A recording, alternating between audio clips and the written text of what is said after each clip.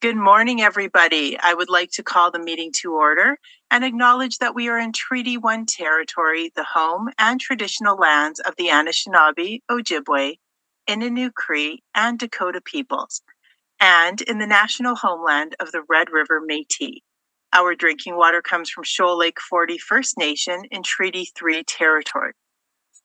My name is Marla Billinghurst. I will be chairing the panel this morning.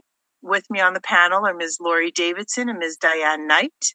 Representing the city as the assessor is Mr. Armon Singh, and the hearing secretary is Mr. Stephen Lunn.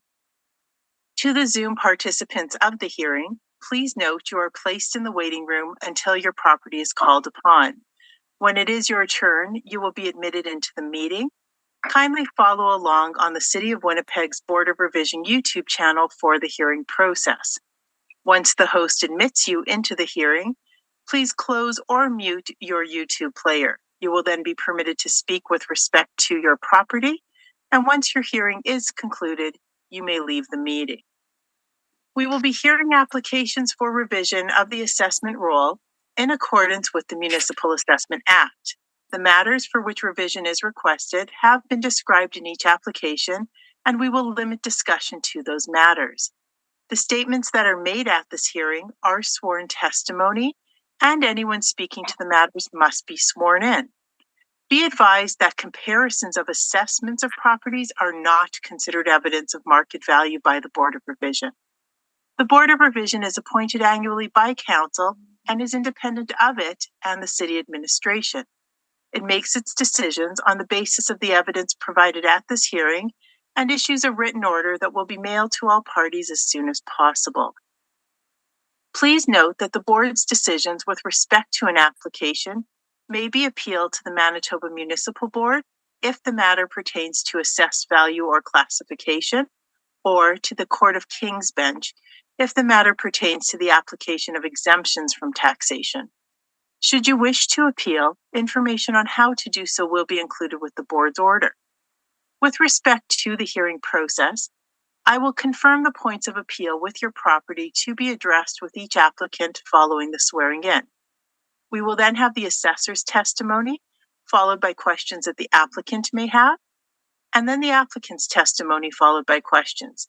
Each side will have an opportunity to summarize if they wish, and once all of the evidence about an application has been brought forward, the applicant may leave. The process will repeat for each item on the docket today, and the session will close after all the applications have been heard, and the Board will deliberate in private and make its decisions. You will receive the Board's decision by registered mail as soon as possible. As information, all public hearings are live streamed, recorded, and will be part of the public record. We will be hearing items 2 through 7 on our docket today. Mr. Lunn, please affirm the assessor's and the applicant's testimony. Thank you. Mr. Assessor, please state your full name.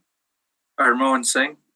Do you affirm that the evidence you're about to give at this hearing is the truth, the whole truth, and nothing but the truth? I do. Thank you. And Mr. McCubbin, please state your full name. Howard Lindsay McCubbin. Do you affirm that the evidence you're about to give at this hearing is the truth, the whole truth, and nothing but the truth? Yes. Thank you. You may be seated.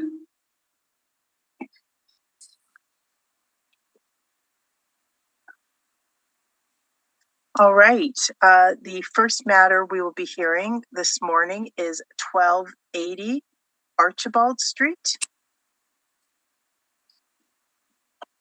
So, Mr. Singh, please proceed when you are ready.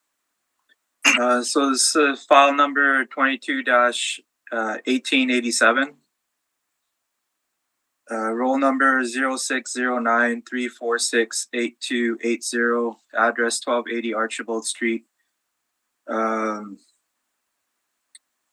I've talked with the Mr. McCubbin, and he's talked with his clients, and we come to a recommendation of $1,886,000.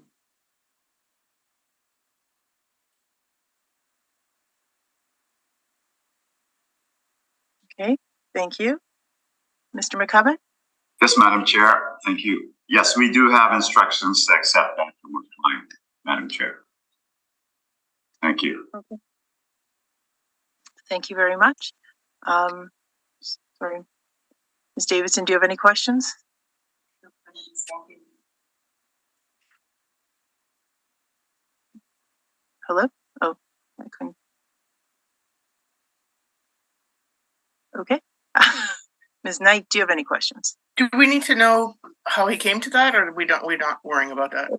If it's agreed upon. Okay. If you'd like to know, you can ask. Nope, But I don't need to know. No. Okay, All thank right. you. All right, then. Thank you very much. So we can move on to the next matter on the docket, which is 1385 Niagara Road East.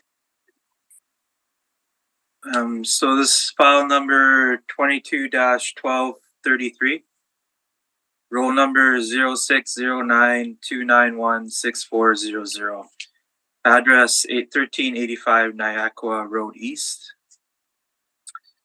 We have assessed value at $3,080,000. It's office with one premise, one story building. The land area is 87,067 square feet. The gross floor area is 18,898 square feet, and the leasable area is 16,131 square feet. Recommendation is to maintain the 2023 assessed value of $3,080,000. Turn to page 2, you can see the aerial photo of the subject property. It's located at the corner of Niagara Road East and Fermor Avenue. The west major body is Lagimodier Boulevard. The south major body is Fermor Avenue. It's rectangular in shape, and this property is a mix between standard office space and warehouse space. Page 3 is the street level view of the subject property, and page 4 as well, which shows the office or the warehouse space as well. Page 5 is the subject sale history. Page 6 through page 8 are the office rent comparables throughout the city of Winnipeg. Page 9 is the income stream, subject property market income. And it's one premise, as I mentioned before. The tenant is IDC Communications, which is a subsidiary of IDC Wholesale Inc. It's 100% owner occupied.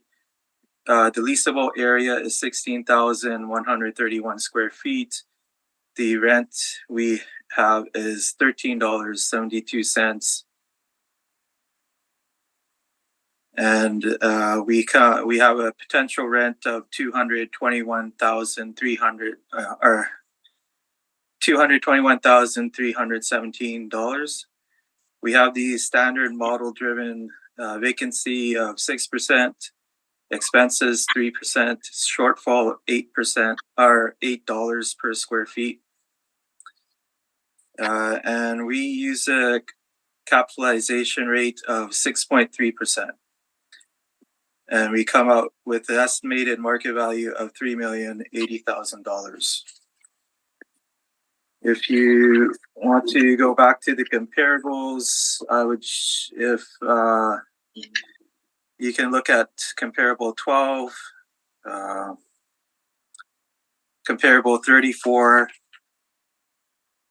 comparable 58, and comparable 60. And you would also notice that most of these rents start at 2019.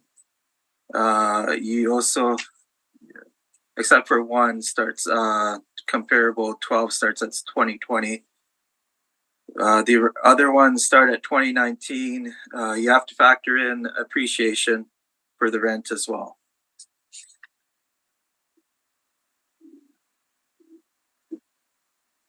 Page 10 is the income value summary. Page 11 is the capitalization rates done by various companies for the city of Winnipeg. If you look at our capitalization rate, it's 6.3%. It's fits within our city of Winnipeg model. It's a suburban B, so it fits in between 5.6 and 6.9. It also fits in with Collier's, which is 6 to 6.75.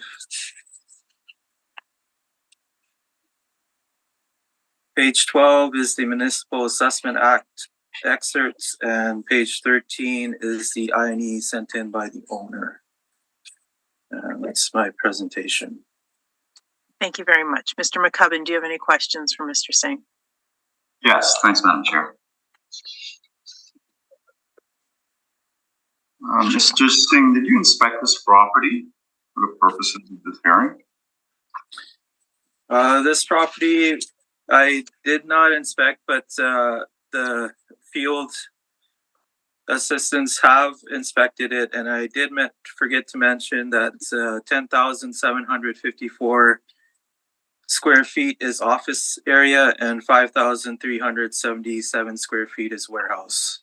So sorry, can I have those numbers for warehouse, office and 5,377 square feet for a warehouse? Yep. And the remainder office, so about 1/3 warehouse, approximately.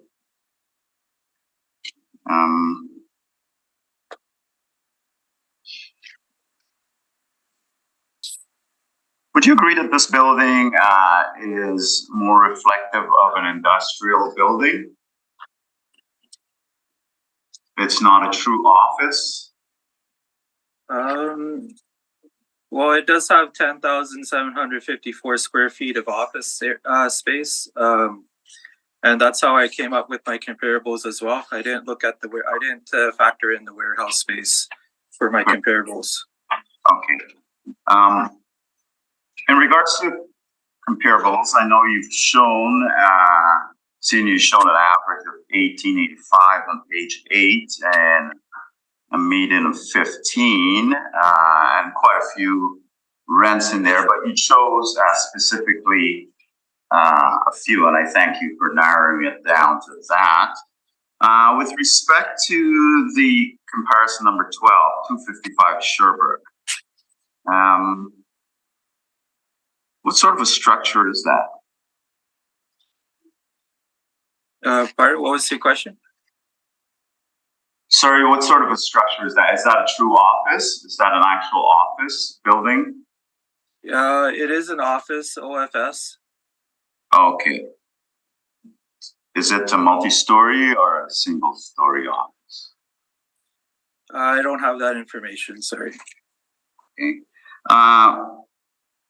With respect to 895 Waverly, is this an office? I seen it's the type code is an office, but is it an office with respect to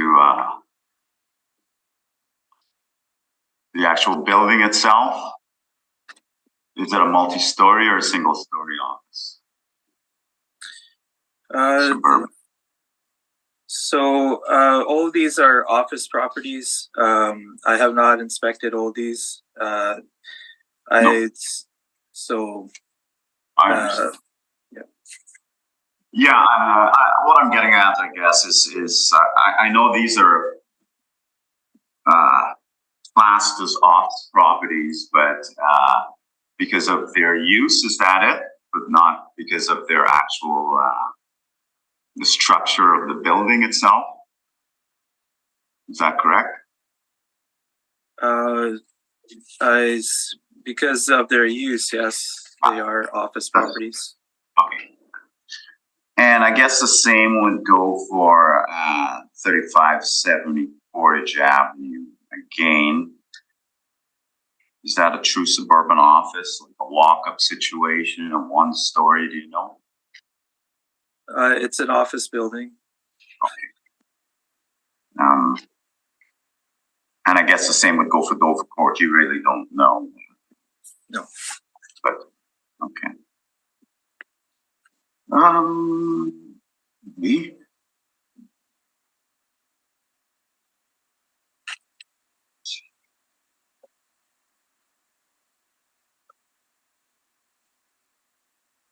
Those are all the questions I have. Thank you very much. Ms. Davidson, do you have any questions for Mr. Singh? Thank you. I just have a couple. Is the entire workup done as a model on the model, straight model, and as an office? What was your question, please? Or is this completely model driven and model driven as an office? Yes. This is all model driven. As an office. Yes. Okay. And then you had mentioned approximately a third of the square footage is a warehouse. Is that warehouse being used as a warehouse, or is it a warehouse type space as the office as well? So as I mentioned before, 5,377 square feet is used as a warehouse. But if you look at our rent of $13.72, it's pertaining mostly to the office space. So if you look at the comparables that I showed you, I think the comparables are $13.50 to $15.50, and also the lease start dates are 2020 or 2020 or 2019, which you have to factor in appreciation as well. Okay, thank you very much. That's all my questions. Thank you. Thank you very much. Ms. Knight, do you have any questions? Do you have any pictures of the interior? Of the interior, no, I did not present any pictures of the interior. All right. And the cap 6.3 based on the age and the quality of the building? Yes. Thank you. Thank you. I have no questions. So Mr. McCubbin, please proceed with your presentation. Okay, thanks, Madam Chair. And turn your attention to page 2, please. Property owners P4 Management Group, Inc. The property address is 1385 Knack Road East. The leasable area, as you've heard, is 16,131. I believe we disagree slightly. I don't know where exactly from that with respect to the assessor. The reference year being April the 1st. Sorry, the reference date being April the 1st, 2021. We're requesting a 2023 assessment, Madam Chair, of $2,752,000. Turn your attention to page 6, please. With respect to the location, Madam Chair, it's located on Fermer Avenue, just east of the corner of Fermer and Lagimodiere Boulevard, right beside the Harley-Davidson dealership there, on the north side of Fermer. The subject property is best described as a one-story flex space capable of supporting varied uses such as office, retail, and even light industrial. It has a fairly high ceiling height. Upon inspection, Madam Chair, it is true that about approximately 2/3 of the building is currently being used as office space, with the remainder as storage and a garage for installations. So there's a drop ceiling in there. It becomes rather inefficient. A lot of the heat just rises through the ceiling up to the roof itself. So it is essentially, when you look at it, it looks like an industrial building in an industrial setting type situation. So it's not what you would term your straight, I guess, suburban office building. Structural steel frame with wall height of 16 feet. And the land to building ratio is similar to that of an industrial type building at 4.74 to 1, and it is zoned, in fact, M1. See below, you have a photograph of the property, Madam Chair, looking from an overhead looking from looking north from Niagara, if you're above the building. And on page 7, you have a bird's eye view of the property, the first photograph, an aerial photo of it. And below, you can see the rear of the building and the side of the building. There are 2 loading doors at the back of the building. And you can see the fenestration throughout the building there that was poked through the buildings for the office areas that constitute 2/3 of the leasable. So it is a mixture of industrial and office use. And that's what I was trying to point out in my cross. We do agree, Madam Chair, with the rent that's placed on it. We feel it's reasonable overall at $13.72. However, with respect to the non-recoverable expenses, we feel that we continue to apply an allowance of 7% based on our study. 7% of the effective market income in our evaluation of the subject property. This allowance is based on a standard allowance of 2% as a structural reserve, an allowance of 5% as a stabilized allowance for non-recoverable expenses that arise in the competent management and operation of the property. So I provided that information to the board. I'm not sure whether, I think the board's well aware of the presentation. It's been done many times in the past. So I will leave it at that. Our capitalization rate, we do differ, Madam Chair, also. So there are 2 points that we differ on this property. It's with the non-recoverable expenses and the capitalization rate. You can see on page 14, the following sales were considered. Current between September 2018 and September 2020. Our conclusion, you can see below, Madam Chair, investment category class A would be 6% to 6.5%. That would be the range. That's our findings. And class B would be 6.5% to 7.5%. So there's that band there. This would be termed a class B in the investment category. Non-investment grade, of course, would be higher, 8%. So this is an investment grade property. However, it's more tantamount to an industrial type building in an industrial setting. Investor would view the subject property as more of an industrial type building. It would fall under the category of class B, as I've said. Based on our study, the subject property should be applied a capitalization rate of no less than 6.75%. So somewhere in between that band, we feel is appropriate and necessary when dealing with this property with respect to the valuation of the property. We once again direct the board to our non-recoverable expense allowance study, section E. And in summary, Office Group's capitalization rate analysis is invariably based on the inclusion of the 5% non-recoverable expense, along with the standard 2% other structural allowance. If the board chooses to reduce or eliminate the 5% allowance, then by necessity, this reduction or elimination would involve an adjustment to our capitalization rate submission by increasing the capitalization rate by an average of about 40 basis points.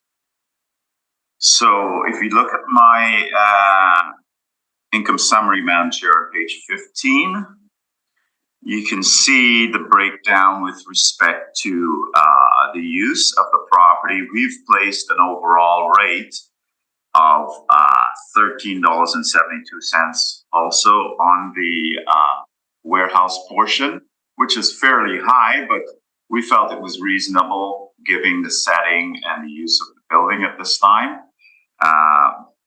So we've placed the same rate, $13.72 on both components, both use components of the building, arriving at essentially the same potential gross income with a vacancy rate of 6% and a shortfall applied 8%. And of course, the management or the non-recoverable expenses, it's termed, of 5% and other 2%. We capitalized our net operating income, Madam Chair, of $185,733 at a rate of 6.75%, as discussed. And we feel an appropriate value for this subject property is $2,752,000. We asked the board to reduce the value from $3,080,000 to $2,752,000. With respect to the appendix, Madam Chair, you can see on page 18 just the commercial section of the building. It was constructed in 2005, steel frame. 19 is the assessment department's income summary. And 20 is the INE return point onwards for 2019 and 2020. And I'm open to questions, Madam Chair. Thank you. Thank you very much. Mr. Singh, do you have any questions for Mr. McCubbin? No questions. Thank you very much. Ms. Davidson?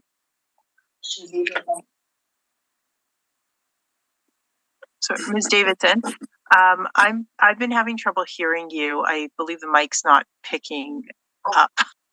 Okay, sorry about that. Oh, thank you.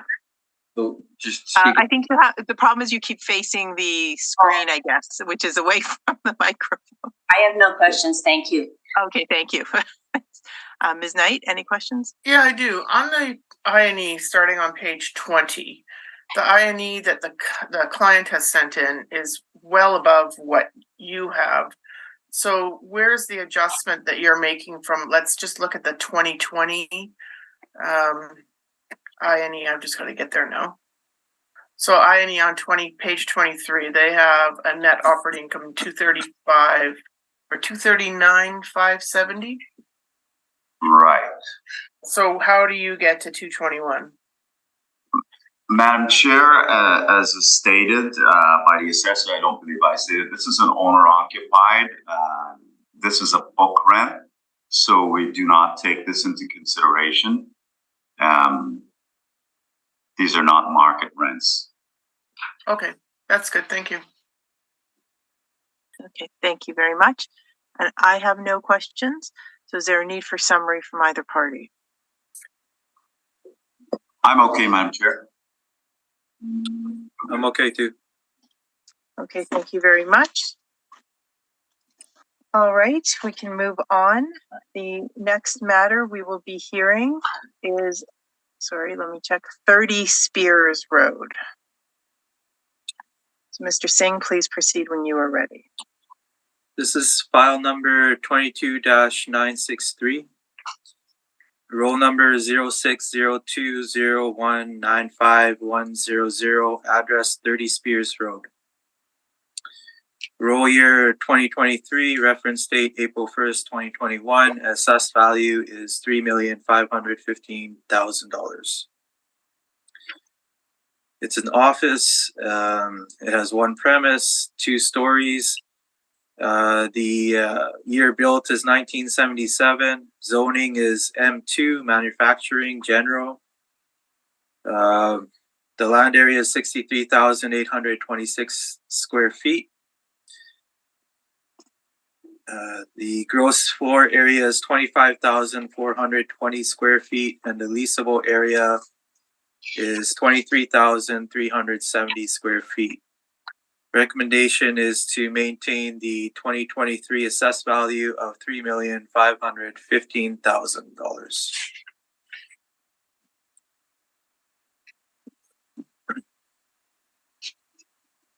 Looking at the subject property, it is perpendicular in shape. It's located at the corner of Spears Road and Maginot Street. It can only be accessed by Spears Road. East major body is Lajimodier Boulevard. South major body is Maginot Street.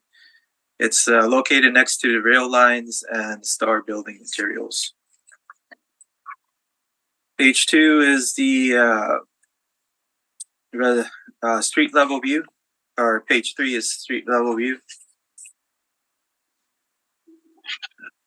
Page 4 is the subject sale history. Sworn value at 2010 was $3 million. Sale price was $1, but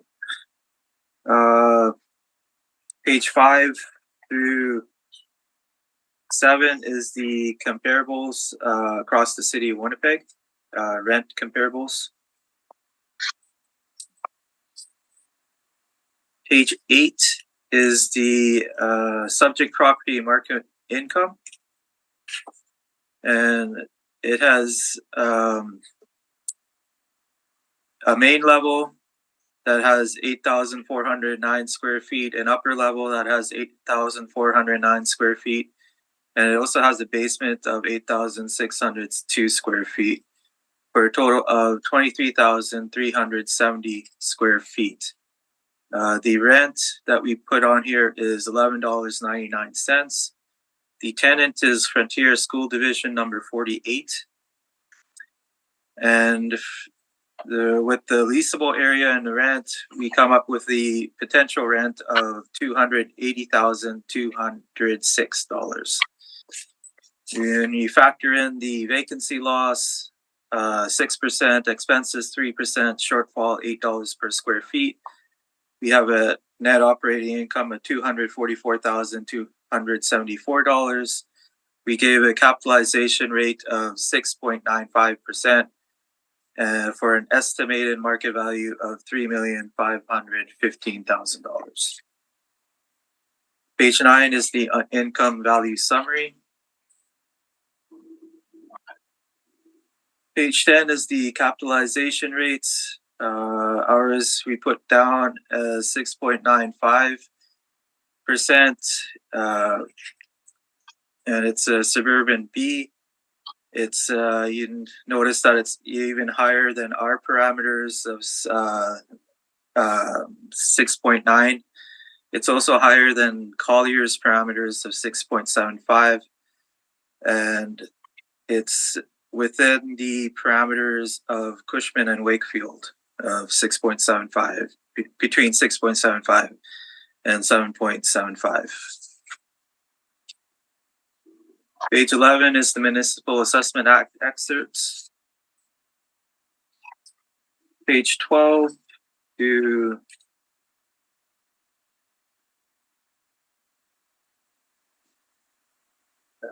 20 is the INE submitted by the owner. That's the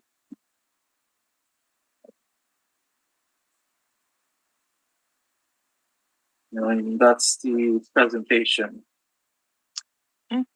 Thank you very much, Mr. Singh. Mr. McCubbin, do you have any questions for Mr. Singh? Yes, Madam Chair. Thank you. Again, Mr. Singh, are you familiar? You're familiar with Spears Road, I take it, right? The development. Yes. Development along Spears Road. The development, it's generally industrial type development along Spears Road. Yeah, so the zoning is manufacturing general, yeah. So it's the setting is an industrial setting. So just to get to your calculation there, because I was looking at this, you stated the office areas above of 8409 on 2 floors, and then 8602 in the basement. But and then you said the area is 23,370, but that's the leasable, right? You're speaking of. So there is some areas taken out, I gather, for vertical penetrations and mechanical. Is that correct? Would that be the difference?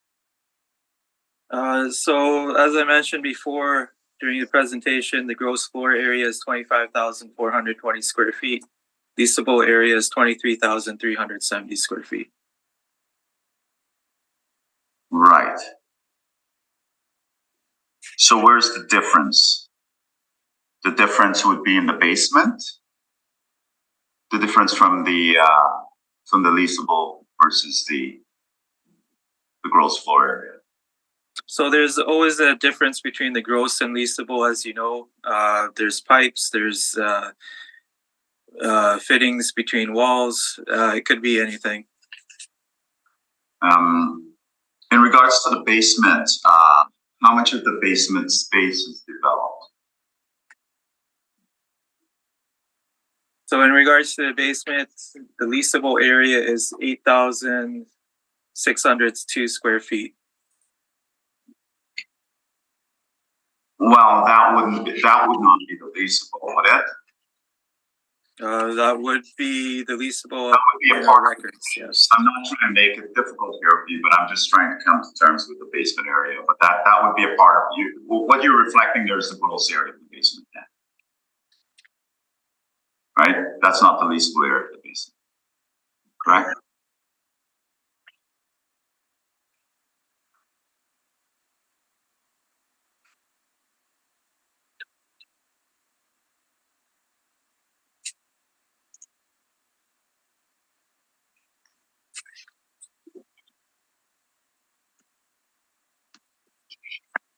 In our records, that's the leasable area, 8,602 square feet. Okay, but if you add up, that's the leasable area. But okay. I will deal with it in my presentation. So again, you see you've provided a number of rents here, ending on page 7, a total of 89. What would be your best comparisons here on for this type of suburban office? Yeah, so coming back to your previous question, you are correct. That's not the actual leasable area of 8,602 square feet. There is some area taken off of that from the basement. Thank you. And your question regarding the comparables? Yes. Like you've provided 89 in total. I'm just trying to narrow it down for the board and myself to. So the comparables I would recommend is comparable 58. 58? Sorry. Comparable 58. Yeah. Comparable 60, comparable 63, comparable 72, and comparable 86. And again, these are predated from the reference date, so you have to factor in. Sorry, what's the last comparable? Sorry. You mentioned? Comparable 86. 86, sorry. Okay. Sorry, go ahead. Oh, no, I was just mentioning, again, you have to factor in that these are predated from the reference date, so you have to factor in appreciation as well. So you're saying that in every rent that you produce here, factors of appreciation should be applied? There is a time lag, and 19. Sorry, your rent is therefore less than what in April the 1st, 2021 rent should be?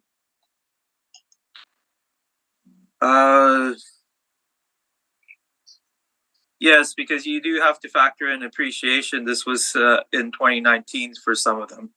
Have you done a study of the market from 2019 to the reference date to say that? No, I have not done a study myself, no. So you do realize we've been through a pandemic and office, the actual work situation, the hybrid situation as we even deal with it right now, as we're dealing with it right now, you would admit that it's changed, right? Actually, if you look at the rents, they have been steadily going up. Anything to prove that, I asked you? No, I don't have anything I don't have a study in front of me, no. Those are all the questions.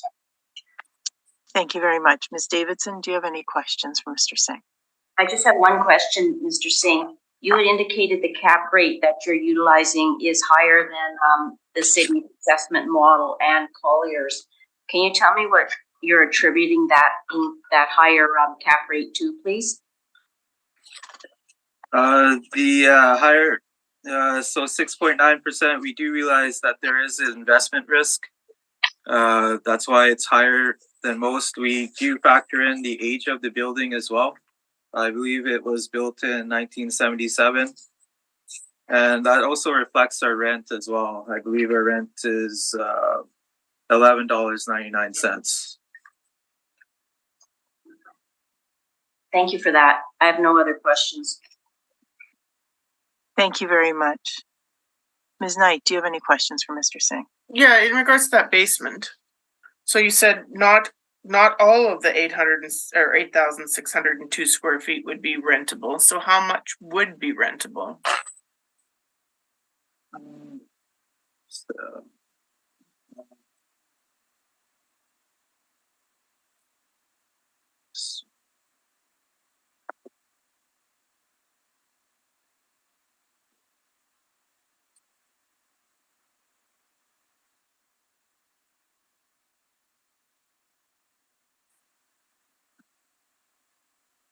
Just 1 second. Okay.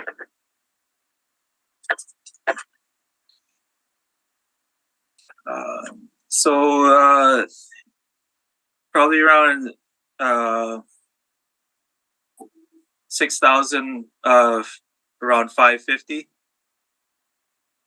Okay.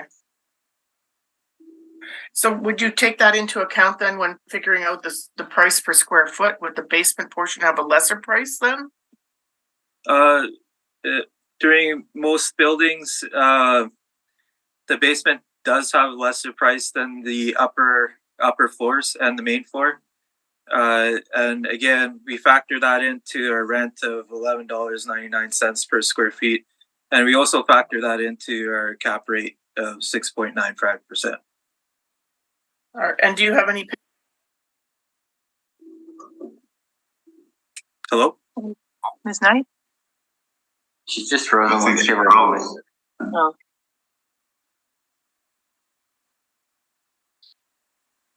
Oh, there we go. Sorry, Ms. Knight, could you please repeat the question? Oh, sorry. Do you have any pictures to show what the interior is looking like? I did not present any pictures, no. Okay, thank you. Thank you very much. My questions have been answered. So we can move on. Mr. McCubbin? Thank you, Madam Chair. I'm going to turn your attention to page 2 of my brief, please. The property owner is 30 Spears Holdings Limited, or LTD, sorry. The building age, it's 1977.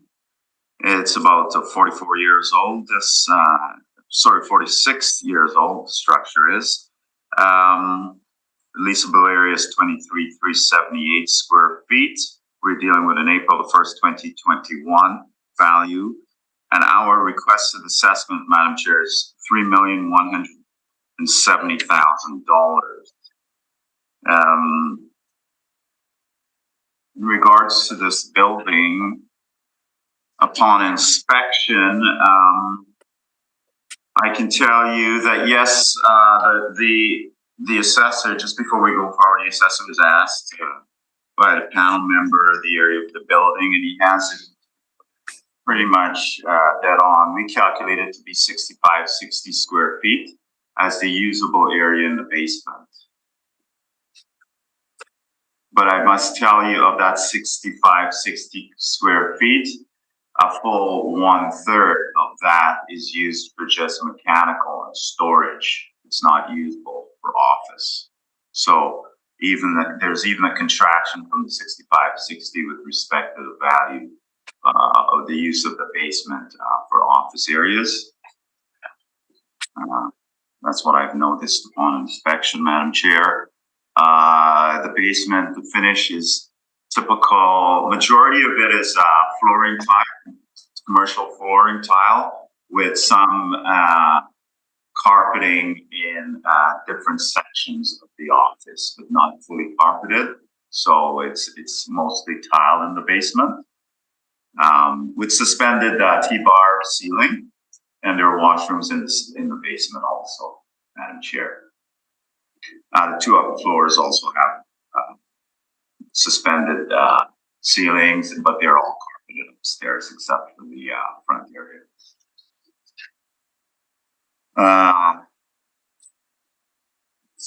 If I could turn your attention to page 6, the subject is a 2-story suburban office building. It is located in an industrial setting. When you drive into the office area, into this building, particular building, you're surrounded by truly industrial operations. It was constructed in 1977, I said, and it's zoned M2. On page 6 below, you can see an overhead of the property, Madam Chair.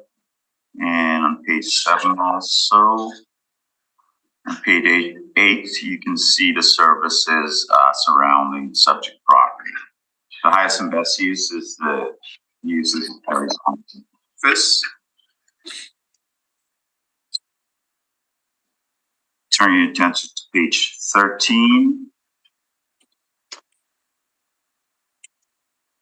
Subject has been valued by the Assessment and Taxation Department with an overall April 1st, 2021 model rent of $11.99 per square foot.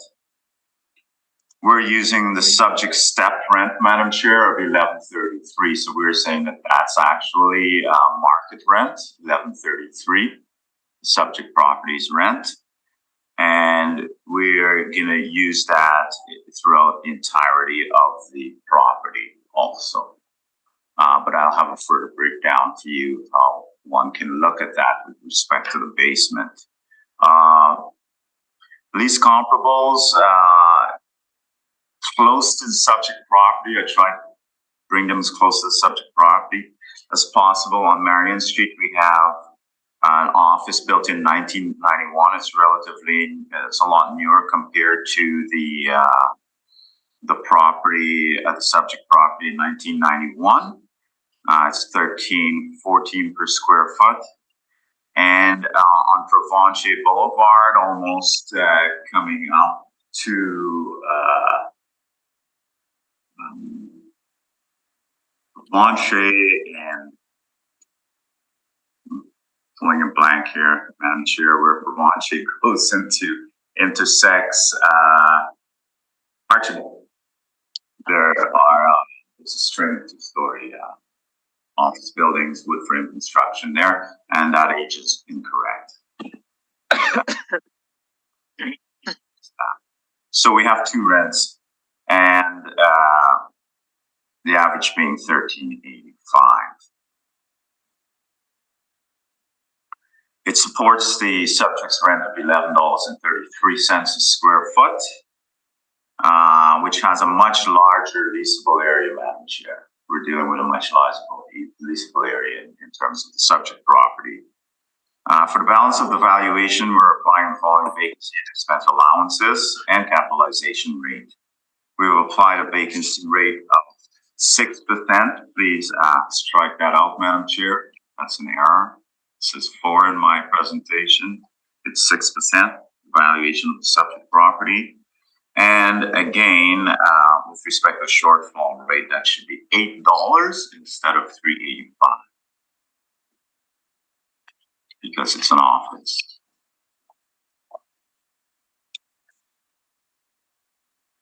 We're continuing. I'm not going to go through this. I think you've heard it before, so I'm not going to repeat myself with respect to the non-recoverable expenses. I think you've got that, and in terms of where we come from in regards to those expenses, Madam Chair.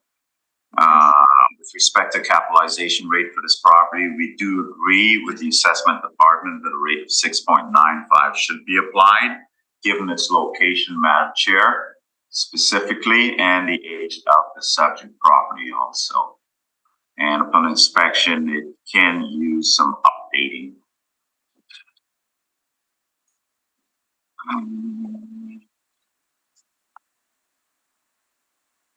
So just turning your attention to my income summary on page 17. So we have a leasable area, Madam Chair, of 23,378 square feet. So using the 1133, one would want, that's an overall rate that we're using, and that's the actual rent on the property, contract rent. Breaking that out, Madam Chair, and just using a value of $12. Let's say if we take the value of $12 per square foot for the main and upper floor of the subject property, $12 even. That gives us a potential income of $201,816. And the basement, Madam Chair, we're putting a reduced rate of $9.61. That would be the breakout. But it's an overall rate that we've used of 1133. So the basement of 6560 would be at 961. So for a total potential income of 264,873, or $264,980 rounded. Sorry, 873, and after vacancy, $248,980 for the shortfall at $8. Goes along with the vacancy allowance of 6% for the overall leaseable, Madam Chair. The non-recoverable would be 5%. And we were agreeing with the assessor's capitalization rate, as I've said before, 6.95%. We arrive at a value, Madam Chair, of $3,170,000 even.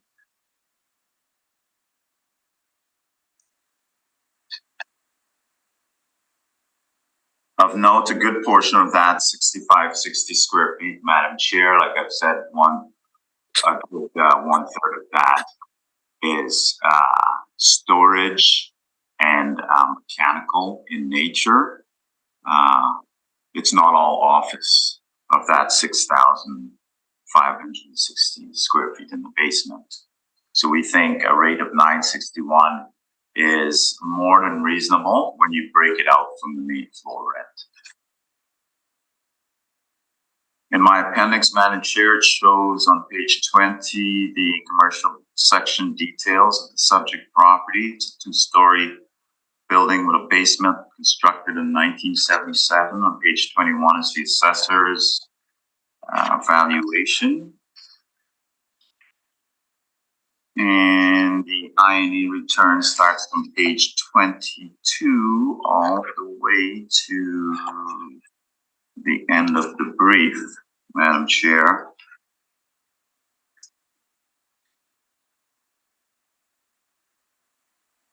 And on page 35, the supplemental questionnaire with respect to COVID-19, it's noted that it had no impact on the subject property. Page previous to that, if you look at page 34, you will see in the reference period the actual rate, and it's stepped up. It's 1133 per square foot overall. And that's my presentation. I'm open to questions. Thank you very much, Mr. Singh. Do you have any questions for Mr. McCubbin? No, I don't. Okay. Thank you very much. Ms. Davidson, do you have any questions? I have no questions either. Thank you. Thank you. Ms. Knight, any questions? Yeah, so the 16,818, how much was that per square foot that you calculated? You said 961 was for the basement space.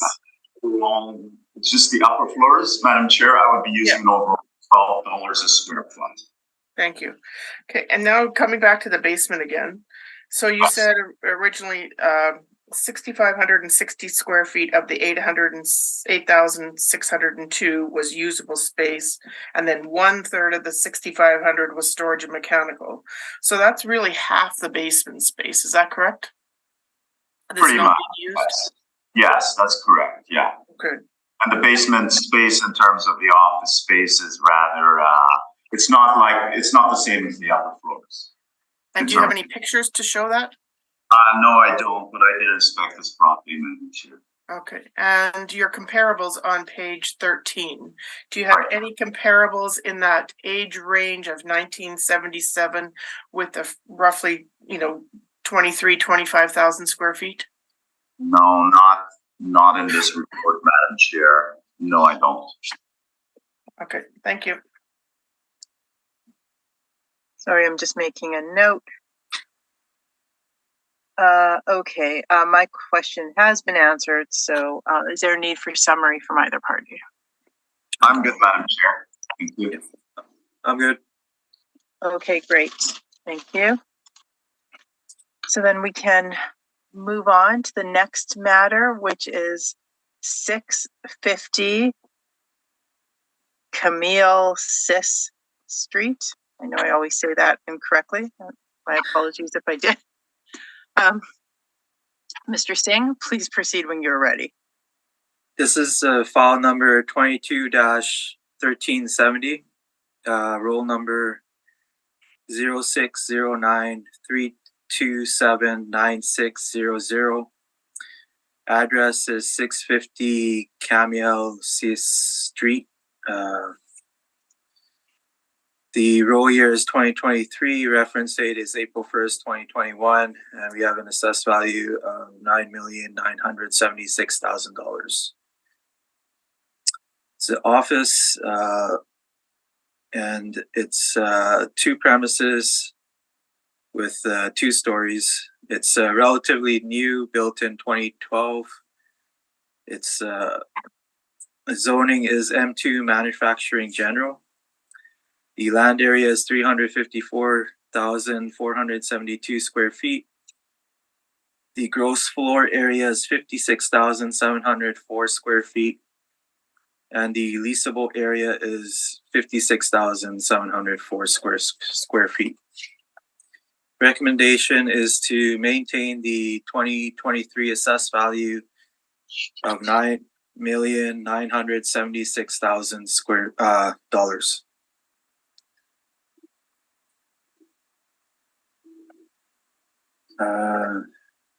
On page 2, you can see the aerial photo of the subject property.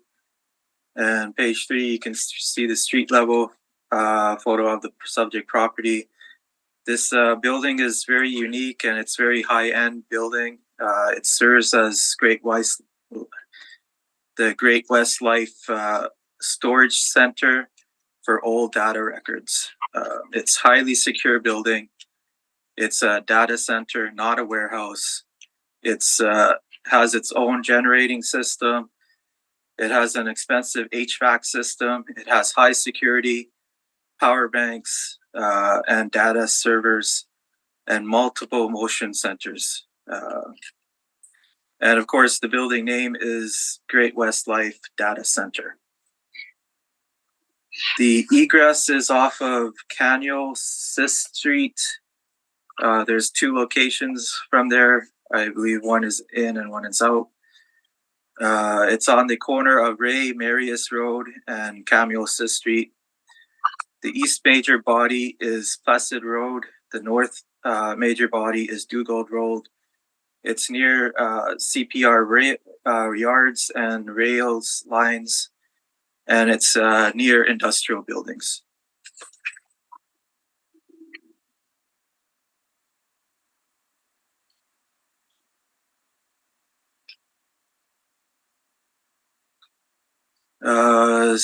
Page 4, you can see the subject sale history. Sworn value in 2010 was $1,221,000. Sale price was $1,221,000. Page 5 to 7 is the rent comparables throughout the city, market value. Page 8 is the market income of the subject property. It's owner owned. It's the Canada Life Assurance Company. 2 premises, as mentioned previously. One's on the first floor. The second premise, 33525, is part of the first floor and the upper floor. The leasable area in total is 56,704 square feet. The blended rate is $13.16 for a potential rent of $746,505. And when you take away the vacancy loss, 6%, expenses 3%, shortfall $8 per square foot, you come up with a net operating income of $653,446. We use an overall cap rate of 6.55%, and we come up with an estimated value of $9,976,000. And for page 9 is the income value summary. Page 10 is the capitalization rates of various companies for the city of Winnipeg. We use a cap rate of 6.55%. It is a suburban A. It's recently built. It's well within the city of Winnipeg parameters of 5.6 and 6.9%. It's also within the parameters of CBRE and Cushman and Wakefield. Page 11 is the Municipal Assessment Act excerpts. And page 12 to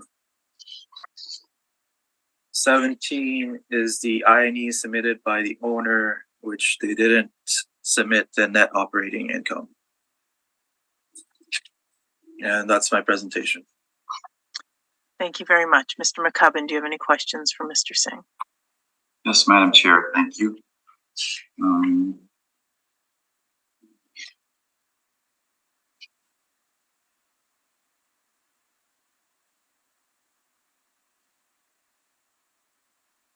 So again, just getting to your rents, Mr. Singh, on page 5 to 7, which would be your best comparables out of all of those, please? Again, looking at the rents, this is a unique building with a large square footage. But again, if you're looking at comparables, I would have to say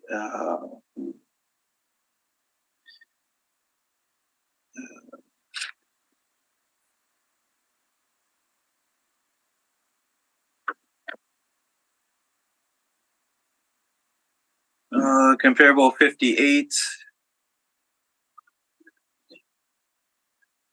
comparable 36, comparable 30, comparable 24.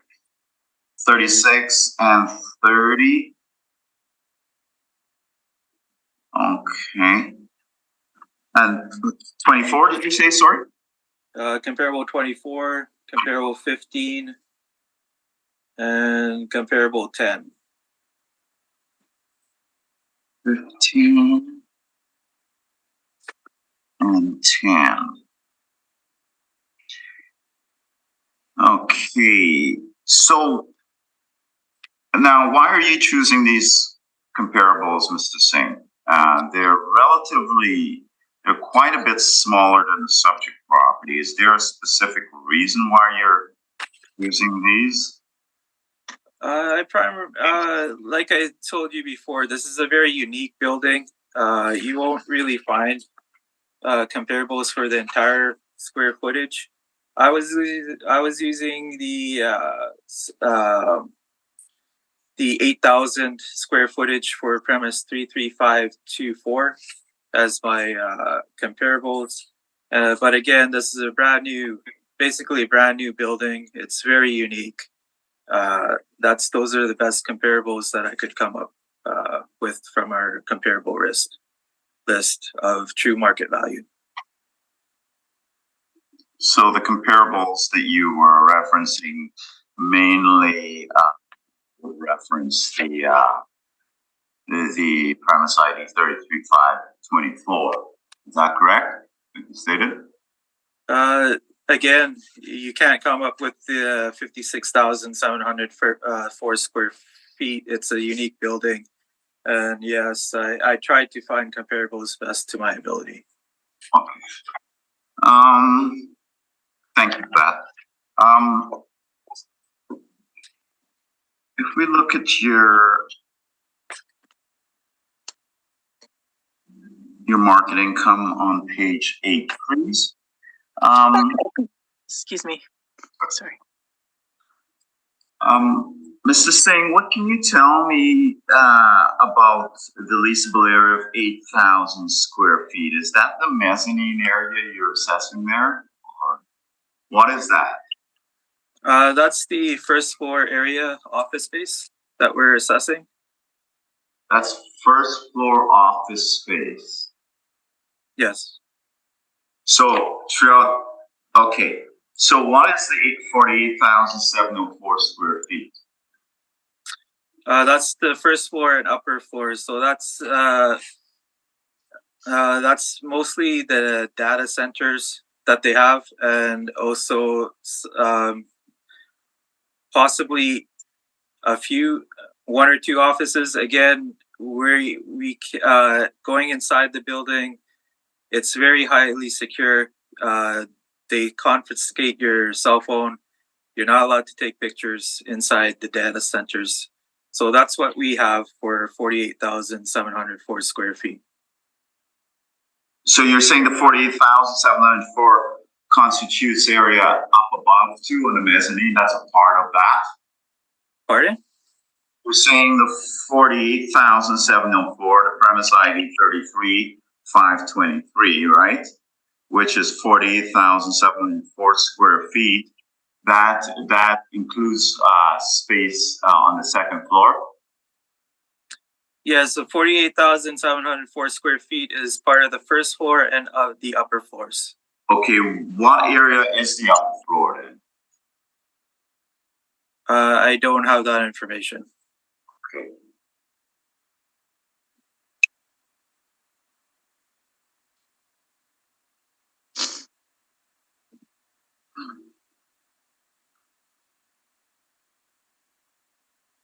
Is there any fenestration in this building that's similar to an office?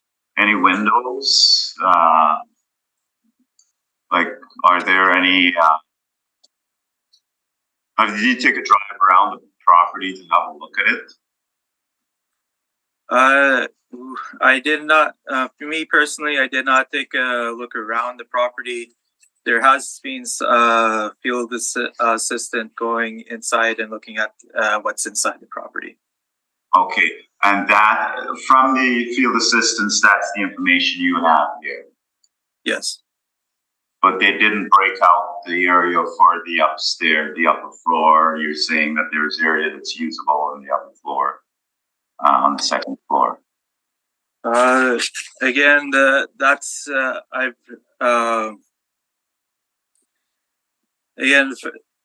second premise is part of the first floor and the upper floor. It's mostly the data center, which nobody is allowed to take pictures of.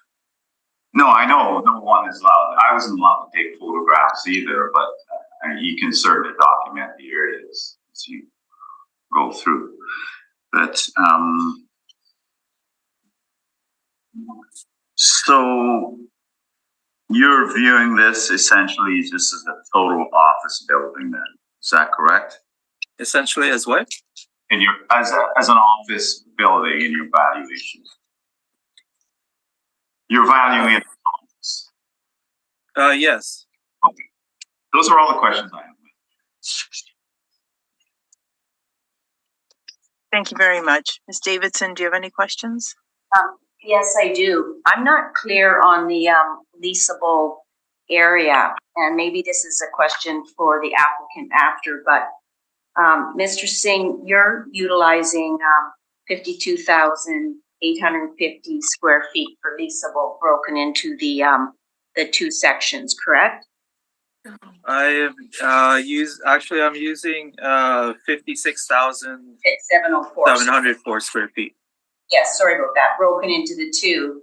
The applicant is using something different, And then I'm trying to figure out, is the 8,000 on the upper floor just data center?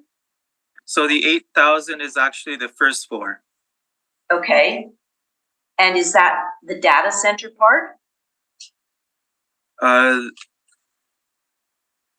That would be the offices. So the first floor 8,000 is the office, and then the 48,704 is what? Office and data center? It's mostly data centers, but I would, since it's on the first floor as well, I would say that there is some office in there as well. Okay, so we don't know exactly in that 48,704 square feet exactly what's the office, what's the data center. Yes. So is the data center specific to the office function? Yes, because the data centers, it's basically a serving point for the entire company. So it has all the data servers and its own generators, etc. And basically, it's not a warehouse because people request information from it, and they go through the data centers through it. So it's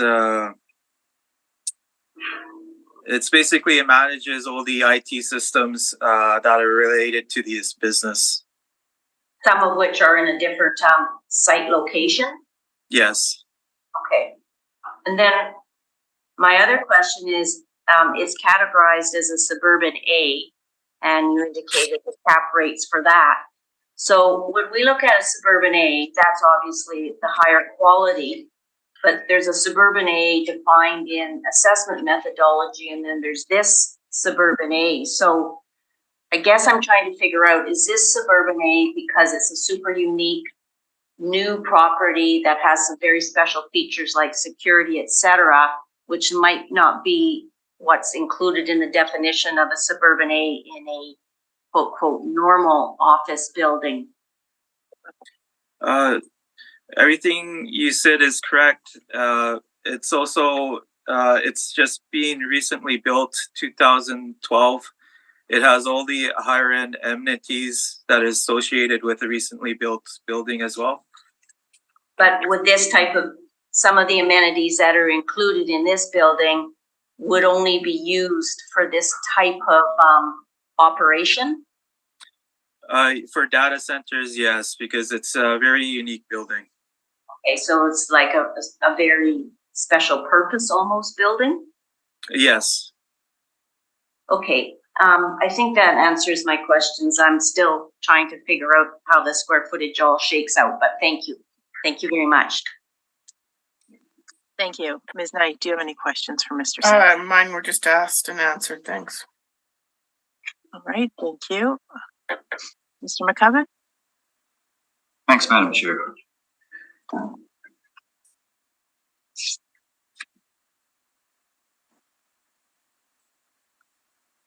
Madam Chair, if I can turn your attention to page 2, please. The property owner is Great West Life Insurance Company. The location is 650 Camilla Street. It's in an industrial setting. The original age is 2012. And while I'm at the age, Madam Chair, I must mention just to carry on from what the board member asked the assessor. Yes, it is built in 2012, but there is a lot of obsolescence in this building today. Had Great West Life, and I spoke to a couple of principals with respect to this property because I tried to get a handle on what was going on with the assessed value and the actual market value, what the market value should be of this property. And it was originally constructed to for about a 560 kilowatt load. Since then, it has started to drop off from about 2017 to 2018. It's 364 kilowatt loads when last measured. So there's a reduction in the load, and it will continue to decrease further, Madam Chair, because since the advent of cloud storage, so what's happening with data centers now is you don't store all your data in one area anymore because it's highly inefficient in today's standards, and it's also a risk involved when you store everything in one place. It's just like putting your money all in one basket, investing in one basket. You just don't do that with data storage these days. There are numerous options available out there. So there's a lot of there's obsolescence in this building, Madam Chair. It's not used. I would say, and speaking to the owners, the manager of this building, it has dropped considerably. They're now using cloud storage in different areas. And with respect to this building, there are laws governing cloud storage, what can be stored in the cloud, so to speak, and you can't go cross borders. So it's not like it's open business and someone from the state can come and store or have their information stored over here in Canada. That's not allowed because of regulations, I'm told. And it's certainly not something that Great West Life would be looking at, even if it was available to them, because of the specific data that they have on numerous people. It's highly confidential information, and they like to keep control of it and their facility to some extent. So there's obsolescence in this building from, I guess, from the get-go, from the time it was built, a couple of years after it started to become obsolete. And it continues to be obsolete, Madam Chair. I believe we have the leasable area of 52,850. That is the leasable area. I believe the assessor differs, but I'm going to try to deal with that. There's differences in our valuation. But we are looking at a reference date, Madam Chair, of April 1st, 2021 for the 2023 realty assessment, and we're asking the board to reduce it to $8,967,000 from the total assessed value, which is currently $9,976,000. If I turn your attention to page 6, please. So I think it's worthwhile to go through this in some detail, Madam Chair. So just bear with me, please, while I read part of my brief here. The subject building is an industrial warehouse located in the St. Boniface industrial area of 650 Camille Street, at 650 Camille Street. It was constructed in 1912 and has a total leasable area of 52,850 square feet. The land area is 352,856 square feet, and it's zoned M2. There is one single overhead door, Madam Chair, that allows entry into the building, and there's a loading dock in the building, and that area is located on the northeast section of the building. One single overhead door. And like I said, there's an interior dock level loading within that, and it's all heated within that area. Lighting throughout the building is a mixture of fluorescent and halogen and incandescent. The usable ceiling height for warehouse purposes would be approximately 20 feet. That's the usable. The interior walls are typical masonry with drywall finish, including the office area, which also has suspended acoustic tile ceiling with fluorescent light fixtures, typical office finish.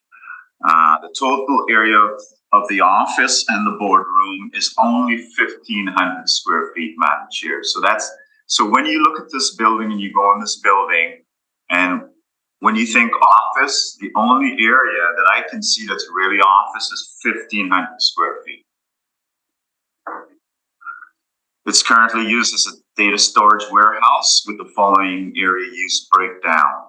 So for data storage, in that area, Madam Chair, I was able to get in there, and the data storage area has open ceilings and a computer floor. So all the cabling and everything with respect to that data center is below, nothing is above. It's open to the roof above with sprinkler and dampening systems. And approximately the area that's used for data storage, where you have these blocks of computers, so to speak, and I should have been, I don't know if I included a picture of them here. I couldn't take a picture of it. They wouldn't, as Mrs. Fink said, they wouldn't allow you to take pictures in the data center itself. But we have rows of essentially just drives, hard drives stacked in that room. That's approximately 28,352. It's relatively unfinished. The ceiling is unfinished. The floor has a computer, it's a computer floor where you can access it by pulling up the flooring square area to points where you want to access below. The area that Mr. Singh is referring to on and that's why I asked him about the area on the second floor, Madam Chair, that's just all mechanical.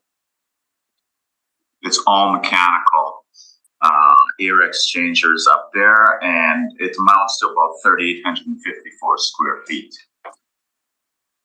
So I'm not going to include that in my assessed value, my leasable area of this property.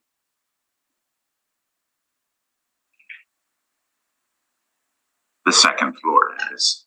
The common area, Madam Chair, is a total of 14,176 square feet approximately, and amounts to 25% of the total building area.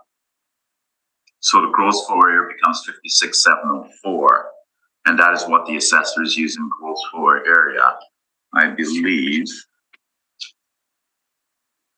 Yes, he's using gross floor area and it's a leasable area, Madam Chair. The total leasable area considered for the valuation of the property, Madam Chair, is to be 52,850 square feet after subtracting the mezzanine area of 3,854 square feet from the gross floor area. It's not usable at all for any purpose other than storage mechanical systems. The building is only used at 65% of its capacity and has, as I've said, has been steadily declining in use since the advent of cloud storage. On page 7, you can see a photo of the property, Madam Chair, overhead. And yes, it is a highly secure facility. They don't want people tampering with their, you can well imagine, Great-West Life doesn't want people intruders getting into the building or tampering with the systems in there. If you look at page 8, Madam Chair, you can see this hallway.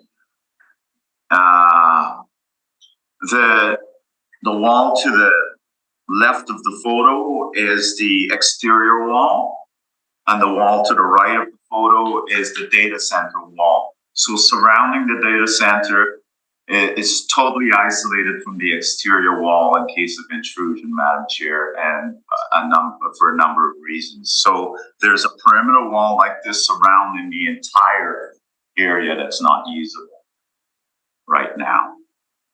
We still include it in the leasable area, Madam Chair. People walk through there, but it's of no use to the building or to the owners. The data center begins on the right of that photograph.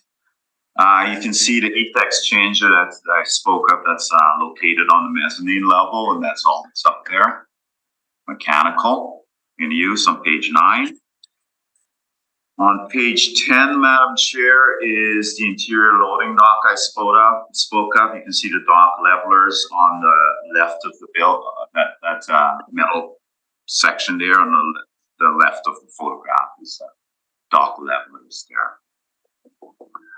And it's heated. This is essentially the office area, Madam Chair, that's in that building. And you can see that it does have suspended acoustic T-bar ceiling and carpeting and drywall finish. Typical office. And that office area is very small, Madam Chair. I believe I did note the office area in here. Yes, the total office area in the boardroom is 1,500 square feet. So you see that section there is office area where someone may want to come in and do some work in the building. That's where they work from. And then on page 12, Madam Chair, which is totally separate across the hallway, you will find that finished boardroom on page 12.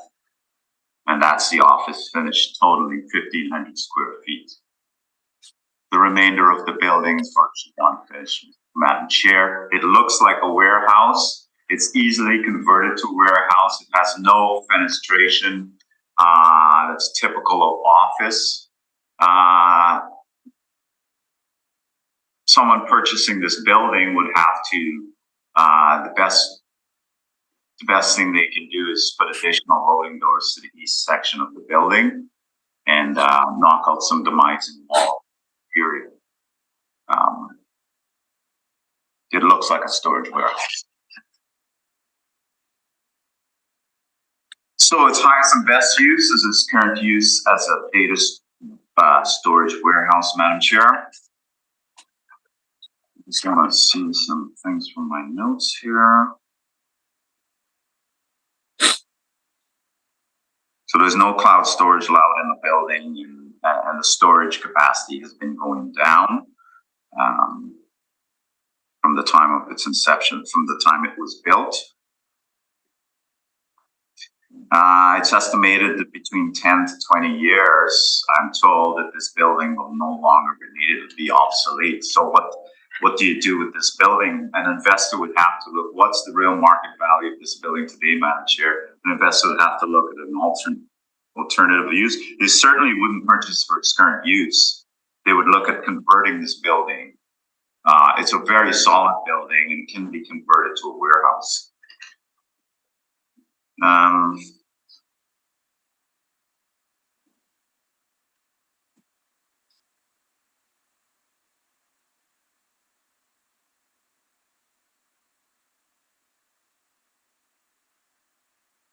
Within this building, Madam Chair, I'm told that between 12 to 15 personnel is in the building in its entirety at any one time, maximum of 15 people. So, again, is it really an office? And that's at peak times. And the office area specifically, and not the boardroom area, because I measured out the office area, Madam Chair. The office area that I showed you on page 11, I believe it was, totals 884 square feet. So to my valuation,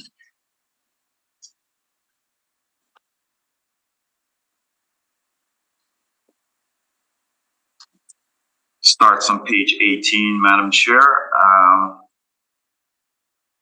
So for the purposes of this report, as I've stated, we'll be using 52,850 square feet as the leasable area.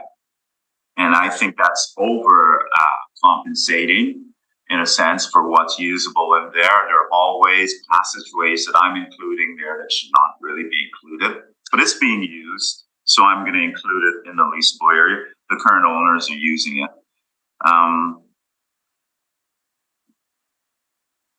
So if you look at the table below, Madam Chair, the following rental comparisons will be used to ascertain an appropriate rental rate for the subject property. So you have properties, and these are all industrial type properties, pretty much in the east end of the city, close to the subject property, Madam Chair. And they're all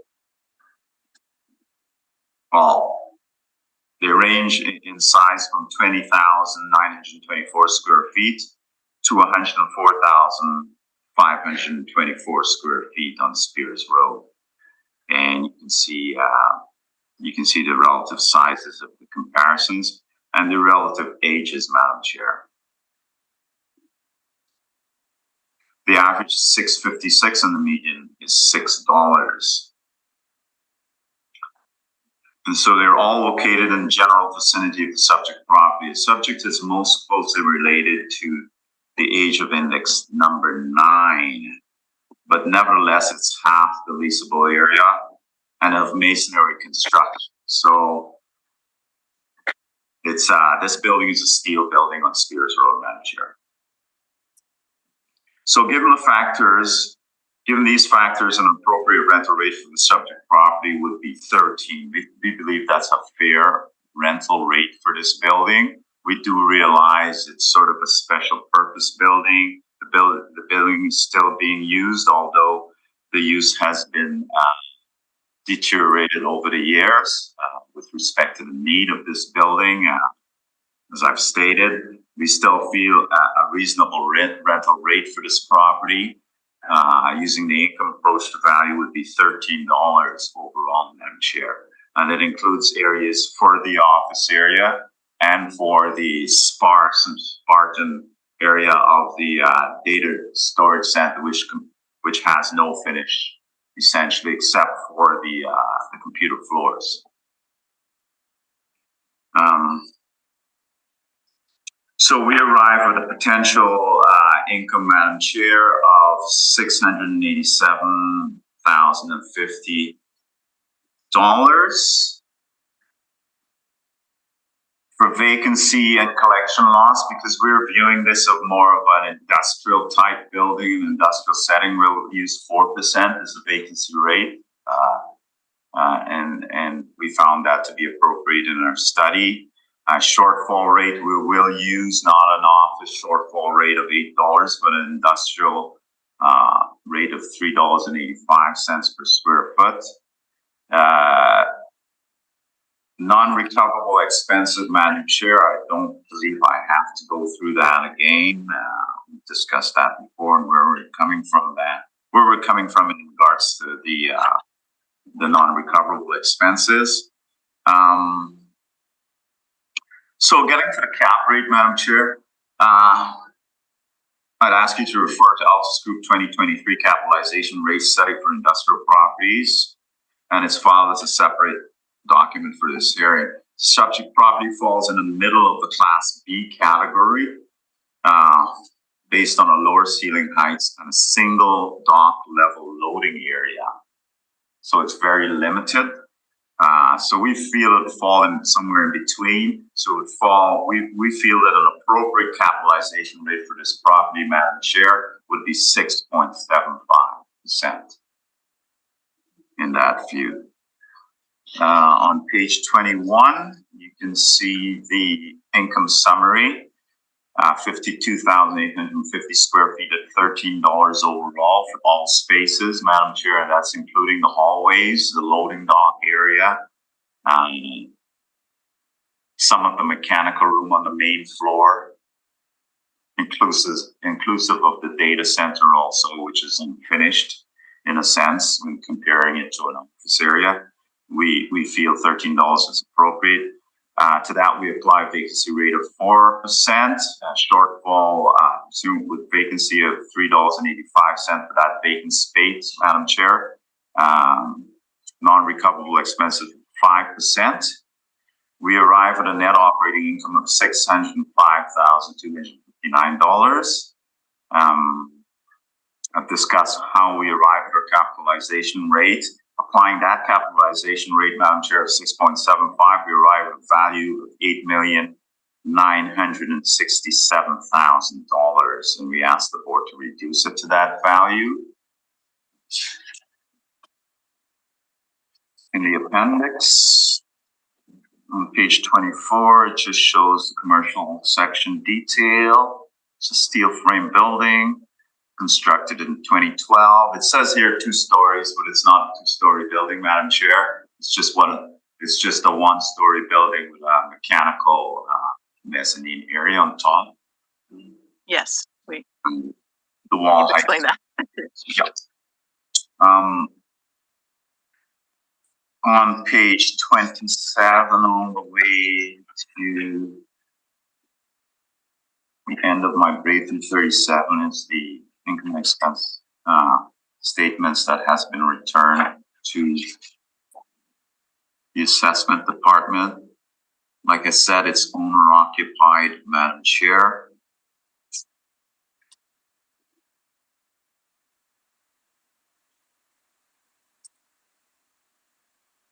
Okay.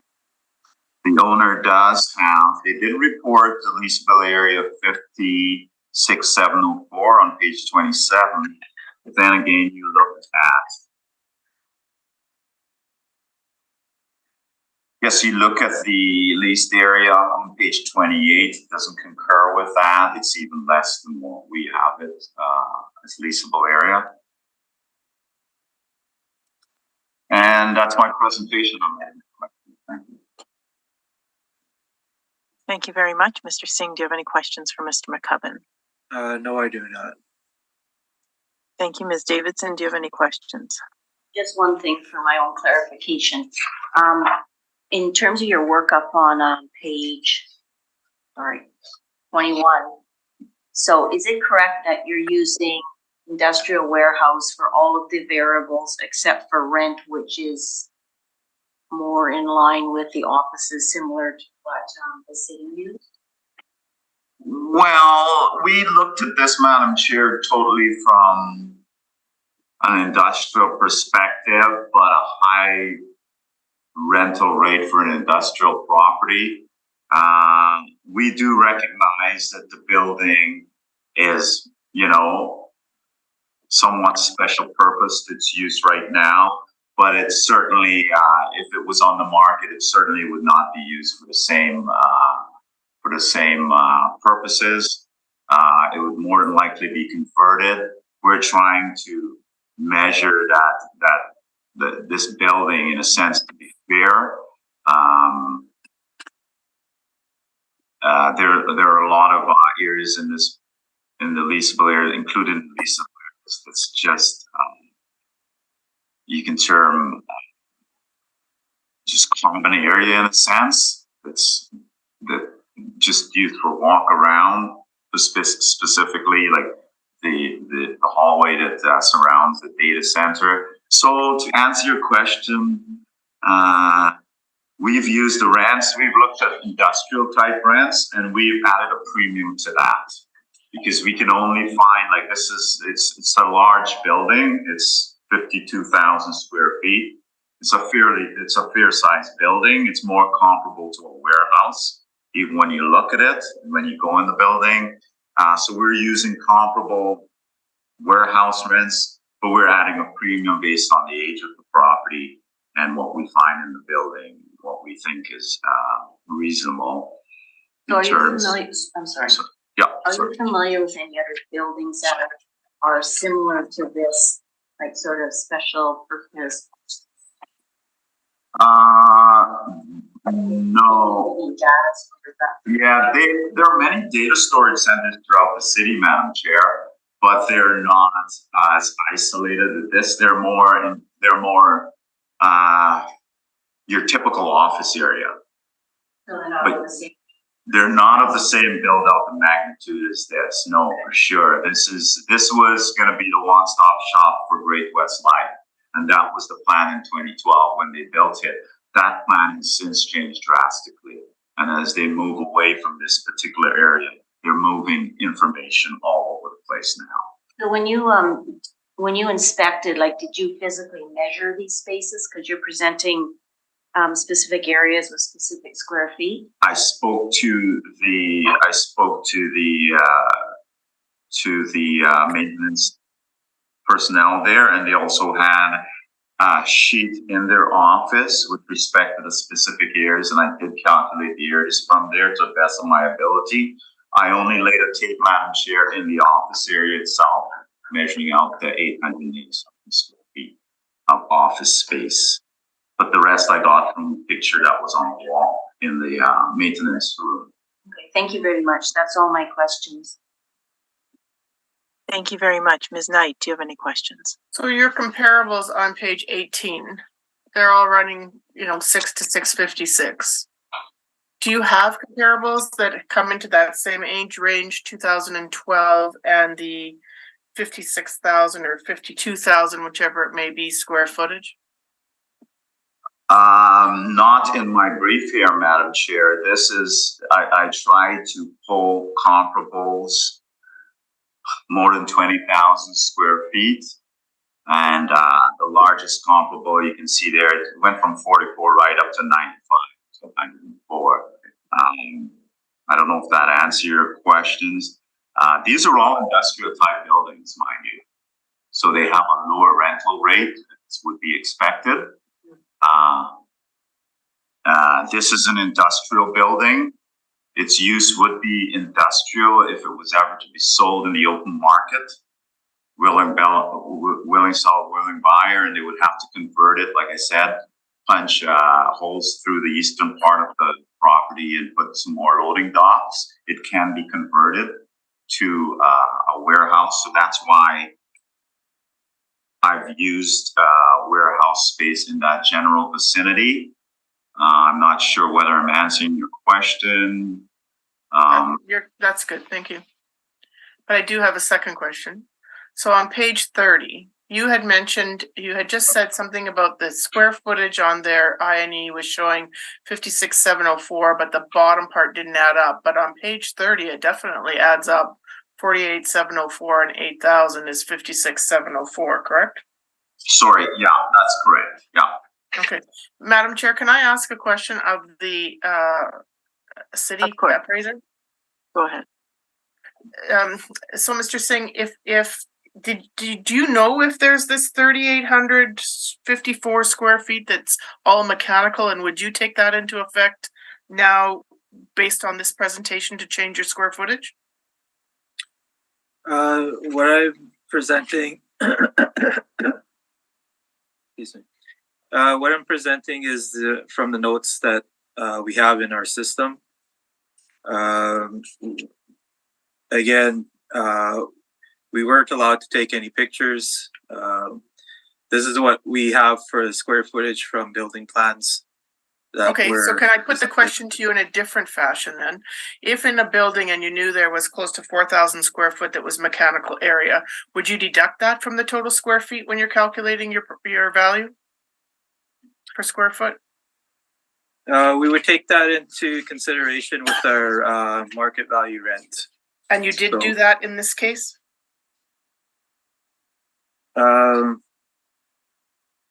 Yes, we did, because blended rate is $13.16.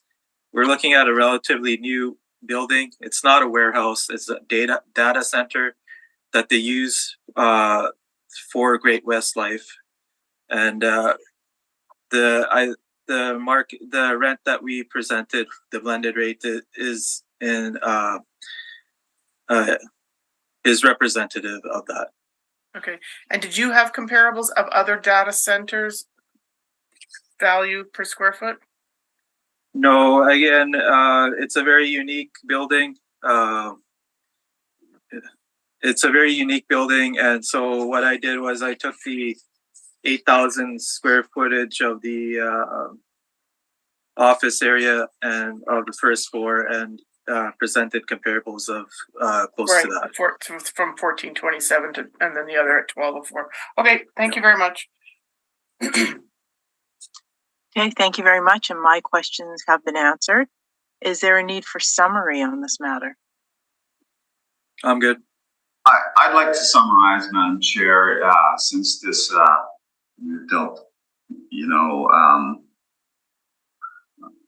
I'd like to say, Madam Chair, this is not an office. You drive up to the building, you go into the building, it's not an office building. There's no fenestration in there. The only part of the office that I truly can see in this building, Madam Chair, is the 884 square feet that I measured out, and the boardroom, which is across the hall, which totals, between the both of them, 1,500 square feet. The remainder of the building looks industrial, Madam Chair. The data center, I mean, I know it's associated with Great West Life, but the data center is a sort of an industrial type looking area. It's open to the roof and it has computer floors. I don't know how someone can call this really truly an office. It's sort of, you can look at it as a hybrid, I guess, but more leaning towards an industrial office, an industrial use type facility. There are numerous areas in this building that we've accounted for as leasable. That is debatable, Madam Chair. For example, the corridor walkway surrounding the area, the data center I've included in the leasable area. You can't really use it for anything else. It just sits there as a separation wall between the outside and between the outside wall and the data center wall. It's merely for that purpose and for security reasons. So I hope the board views this property, Madam Chair, not as an office, but as more of an industrial use type office, use type building. But it does warrant premium with respect to rents, given what's in the building and what it's used for. I would apply premium in this current state. And that's why we're applying rent of $13 a square foot on that leasable area. Thank you very much. Thank you very much. Okay. I suggest we take a 10-minute recess now before moving on to the next matter. Mr. Lunt. Thank you. Welcome back, everybody. The next matter we will be hearing is 287 Taché Avenue. Mr. Singh, please proceed when you are ready. So this is file number 22-3816, roll number 0609087400. Address is 287 Taché Avenue. The roll year is 2023, reference date April 1st, 2021. Assessed value is $798,000. This office, it has 5 premises. It's 2 stories. Actual year built is 1935. We have effective year built 1950. Zoning is C1, commercial neighborhood. We have a land area of 3,709 square feet. Gross floor area is 4,770 square feet, and leasable area is 3,486 square feet. Our recommendation is to maintain the 2023 assessed value of $798,000. Page 2 is the area photo of the subject property, and page 3 is the street level photo. The subject property is located near the corner of Marion and Taché, also near the corner of Horace Street and Taché. There's a bus route and light traffic around the area. To the north, the main body is Marion Street. To the west, the main body is St. Mary's Road. Access to the building is on the main street, Taché Street. It's surrounded by retail shops. There's an MLA office as well. Parking is on Taché or Horace if you enjoy a walk. Page 4 is subject sale history. I want the panel to notice that it was sold on May 4th, 2020. It's a verified sale. Sworn value is $1 million. Sale price is $1 million. It was an arm's length transaction between 2 unrelated parties. Page 5 to 7 is the rent comparables throughout the city of Winnipeg, showing market rents. Page 8 is the subject property market income. As mentioned before, there's 5 premises. There's only one tenant right now in premise 26942. That's Rubin Insurance Brokers. The total leasable area is 3,486 square feet. The blended rate is $16.09 for a potential rent of 56,098 square feet. When you factor in the standard model 6% vacancy loss, 3% expenses, and the $8 per square foot, you get a net operating income of $49,477. We have an overall capitalization rate of 6.2%, and the estimated value is $798,000. Page 9 is the income value summary. Page 10 is the capitalization rates presented by various companies. It's 6.2%. You notice it's suburban B, so it falls within the range of City of Winnipeg. It also falls in the range of Colliers. Page 11 is the Municipal Assessment Act excerpts. Page 12 to 17 is the INE submitted by the owner, which with no net operating income. That's the presentation. Thank you very much. Mr. Neufeld, do you have any questions for Mr. Singh? Yes, I do. Starting on page 1, how did the effective year get changed from 1935 to 1950? They did some renovations to the building. I don't have the exact permit in front of me, but I believe it was in the last few years, and that's how it got changed to 1950. This was built as a post office, correct? I can't say that for sure, but presumably yes. And what sort of renovations could change the date of I'm looking at a picture of it.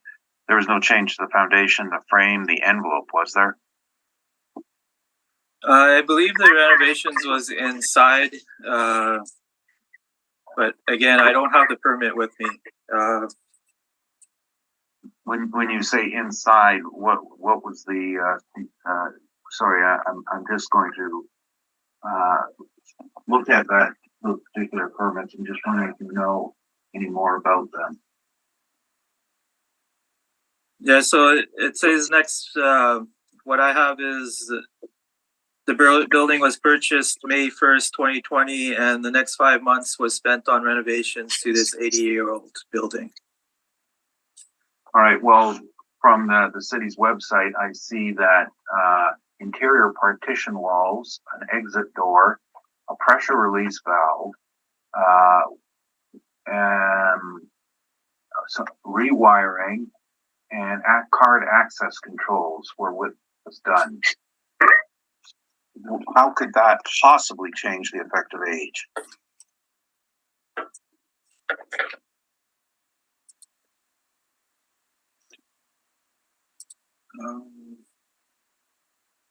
So if that was the permit, it's just making the building more modern than 1930.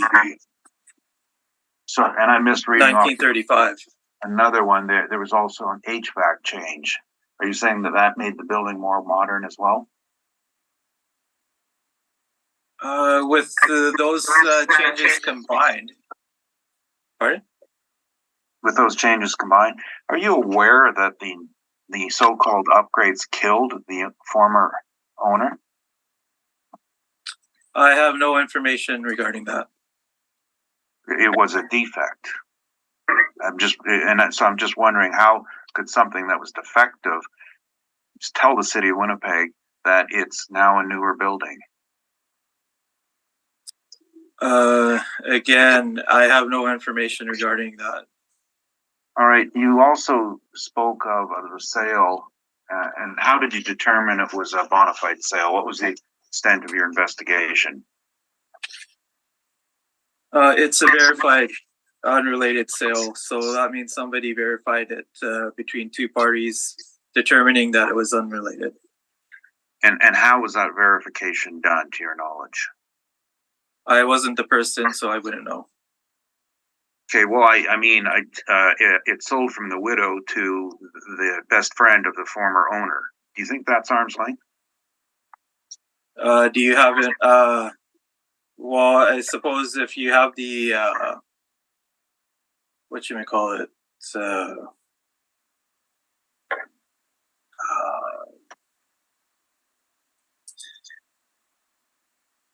like I suppose if you have the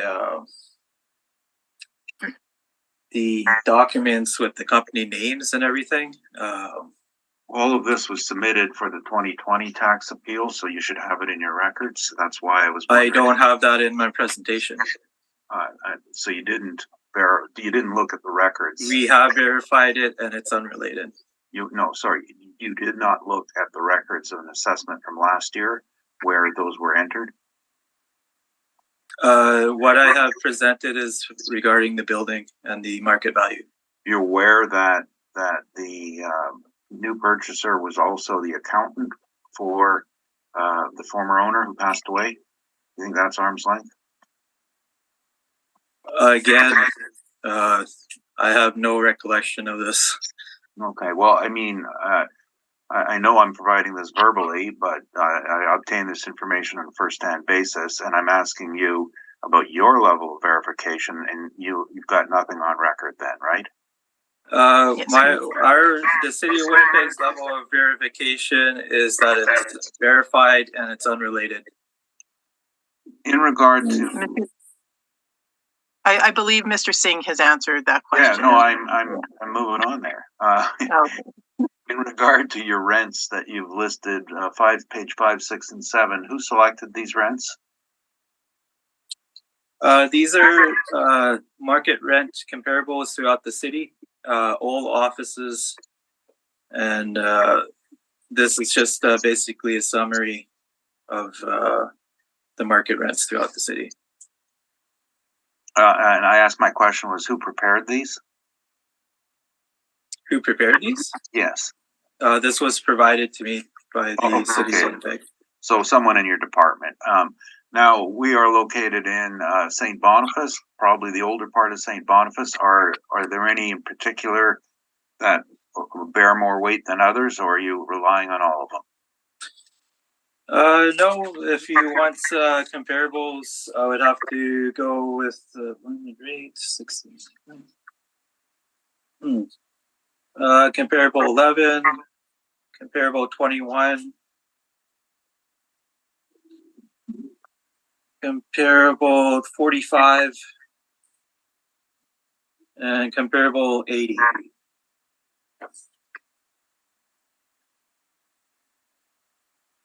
Okay, so you've just listed off a couple of sites here. 11 is on Waverly. Well, this is not the same market area as St. Boniface, is it? No, but it's similar square footage.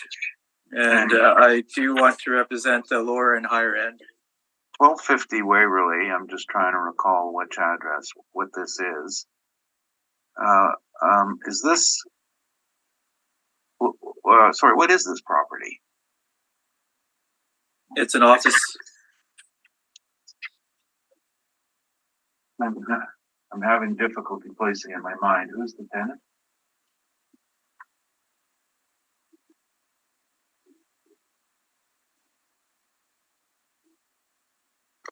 Okay, sorry, I am looking at it. This is a brand or a fairly new medical office that does day surgeries, isn't it? I'll take you on your word, yes. Okay, can you do day surgeries in the subject building? No, but if you look at the other comparables that I provided, and as I mentioned before, I do want to represent a higher end and a lower end, and it's reflected on our market rent of $16.09. Your next one you focused on, number 21, is, and I'm going to get this wrong, I always do, but I believe this is North Kildonan, or is Comp it? 21, 235 Bonner Avenue. Yeah. That's a dental clinic, correct? I'll take your word on it. I'm just looking at a picture of it. It's a newly built dental clinic, because I remember the sale's been used several times in the last couple of years. So we have a new dental clinic, a new day surgery so far. Yeah, so those two comparables are on the higher end. Okay. If Number 45 you brought up is 611 Academy. Now that's in, I guess, what's called Crescentwood? No. Maybe it's... Actually, I don't know the exact name of the neighborhood. That's in a different part of town. River Heights.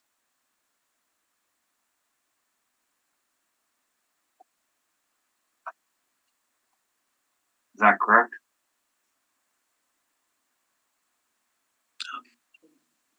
so 611 Academy.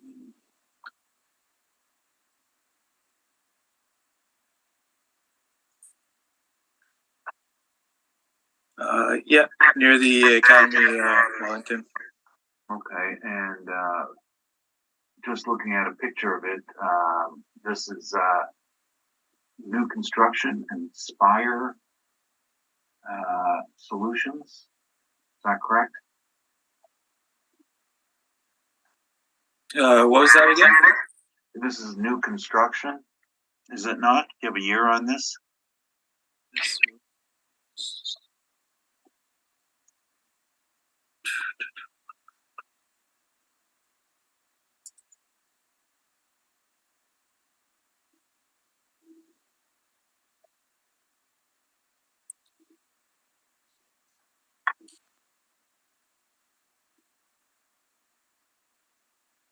No, I don't have a year on this. Okay, but this is very close to the bridge going to St. James off Academy, is it not? Yeah, it's close to Wellington Crescent. Okay. Right, that's what I was getting at. You said Wellington. And the last one you brought up, 1530 Taylor. I believe that this is in a newer strip on Taylor. Is that not? I'm not too familiar with it. No. Okay. Southwest Winnipeg. There's a number of users in this, and I don't know which one you focused here on, but it's Broadview Networks, real estate. Number 6. Number 6. Yeah, it doesn't say which one is number 6 when I look at it. On Taylor.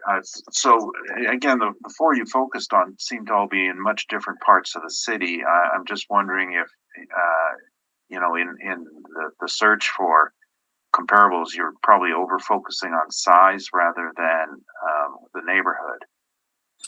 I was focusing on size, but again, if you compare the comparables, ours is well below the comparables that I've given you.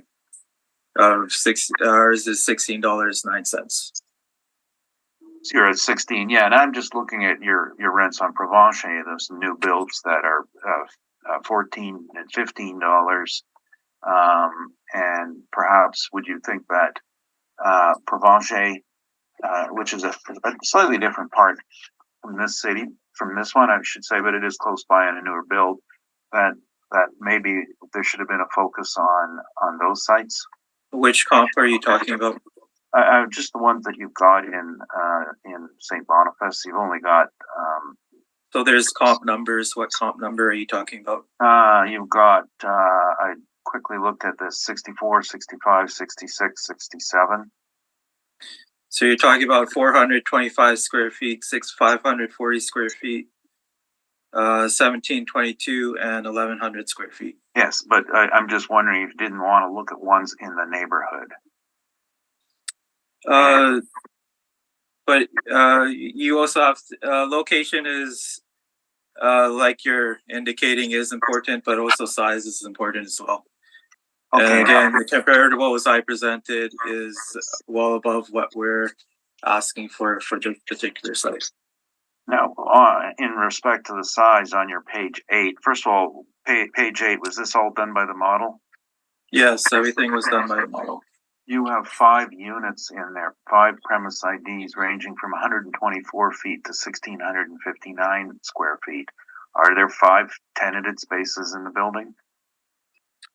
So I just mentioned before, there's only one tenant in there right now, Rubin Insurance Brokers. How much space do they occupy? 1,659 square feet. Okay, so and you have it at 1784 at 1,659, and I'm again going back to your own evidence, 1,700 square feet at $15 at 131 Provencher, for example, and then smaller ones, 425 feet at 15,550 at 1440. I mean, I'm just wondering if you're focused on size, yet you have chopped this up, not you. There's 5 premise IDs. I'm just wondering if this is a fair comparison. Again, when you combine them all together, we have a blended rate of $16.09. Okay. You know, I'm not too bright. I just realized we're a couple of dollars apart in our income, and I'm wasting the board's time. Sorry about that. Vacancy. Was this model driven 6%?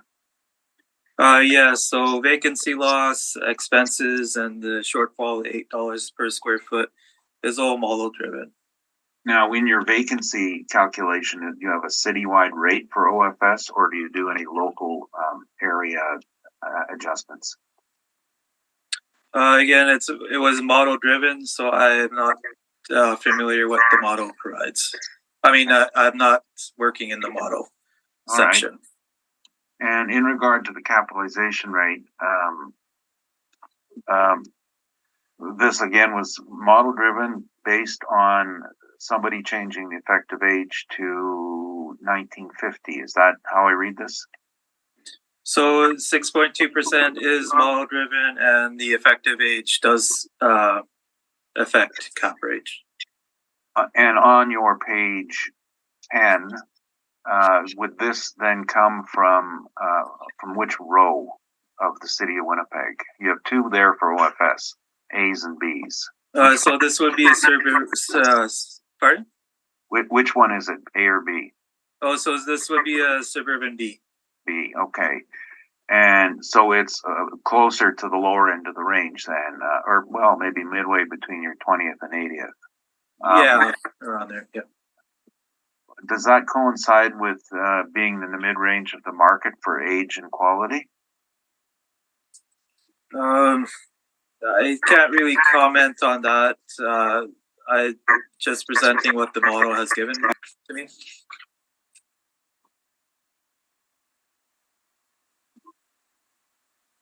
Sorry, Mr. Neufeld, you're on mute. Just can you both check to see if you have your YouTube's playing? There's some audio feedback on our stream itself. I don't watch YouTube. Okay. You made a comment. I wrote this down that your 6.2% falls into the range of Colliers, and I'm reading on your page 10. Is this what you're referring to? Yes, when I was talking about the capitalization rates. Now, are you aware of how Colliers does its selection of capitalization rates? So again, this is what the capitalization rates presented by various companies. I'm just presenting this information. Are you aware that I know for certain that Colliers does not track miscellaneous suburban office whatsoever? Are you aware of that? So again, this is what I presented from various companies. If you want to make a statement, you're welcome to it.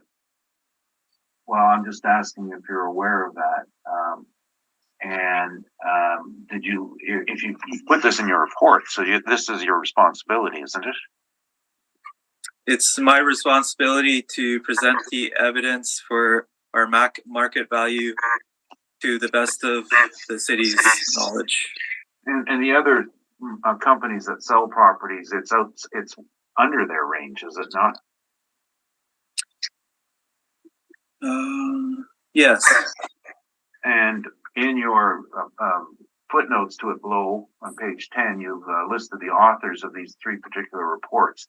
Did you contact any of them to ask them if they tracked for buildings like this, whether they were put into their cap rate reports? Pardon?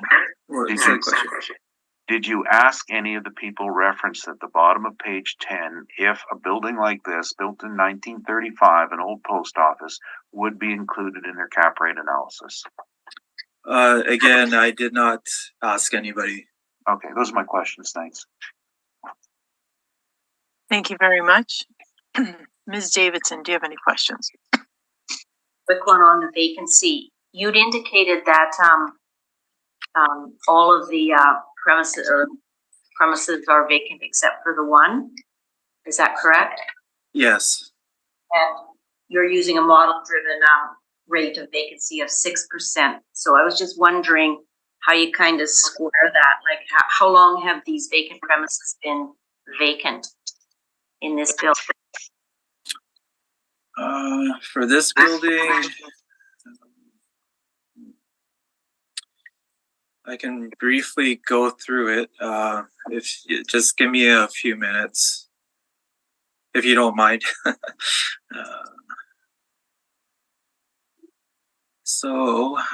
We have the Rubin insurance brokers have been in there since 2020. The second PID, it was vacated in 2020.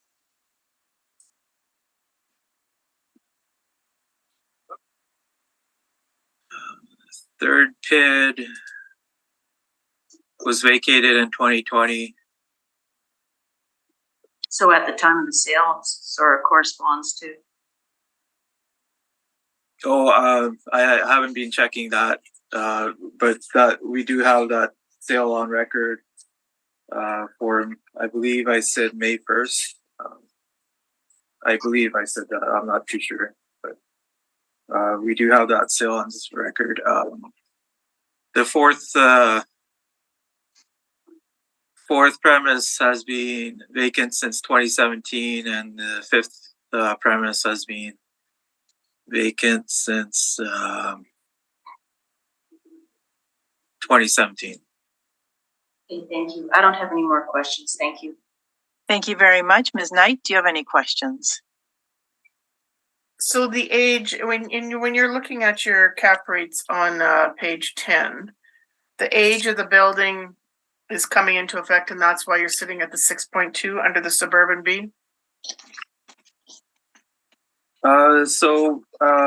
Again, we changed the effective year built to 1950. It does take into some consideration of 6.2%, but we also consider the location and the and since it's a office building as well. And is this been classified historical? That I do not have that under in my presentation. I believe because the classification that it has is C1 commercial neighborhood. Okay. All right. Thank you. Thank you. My question was just answered.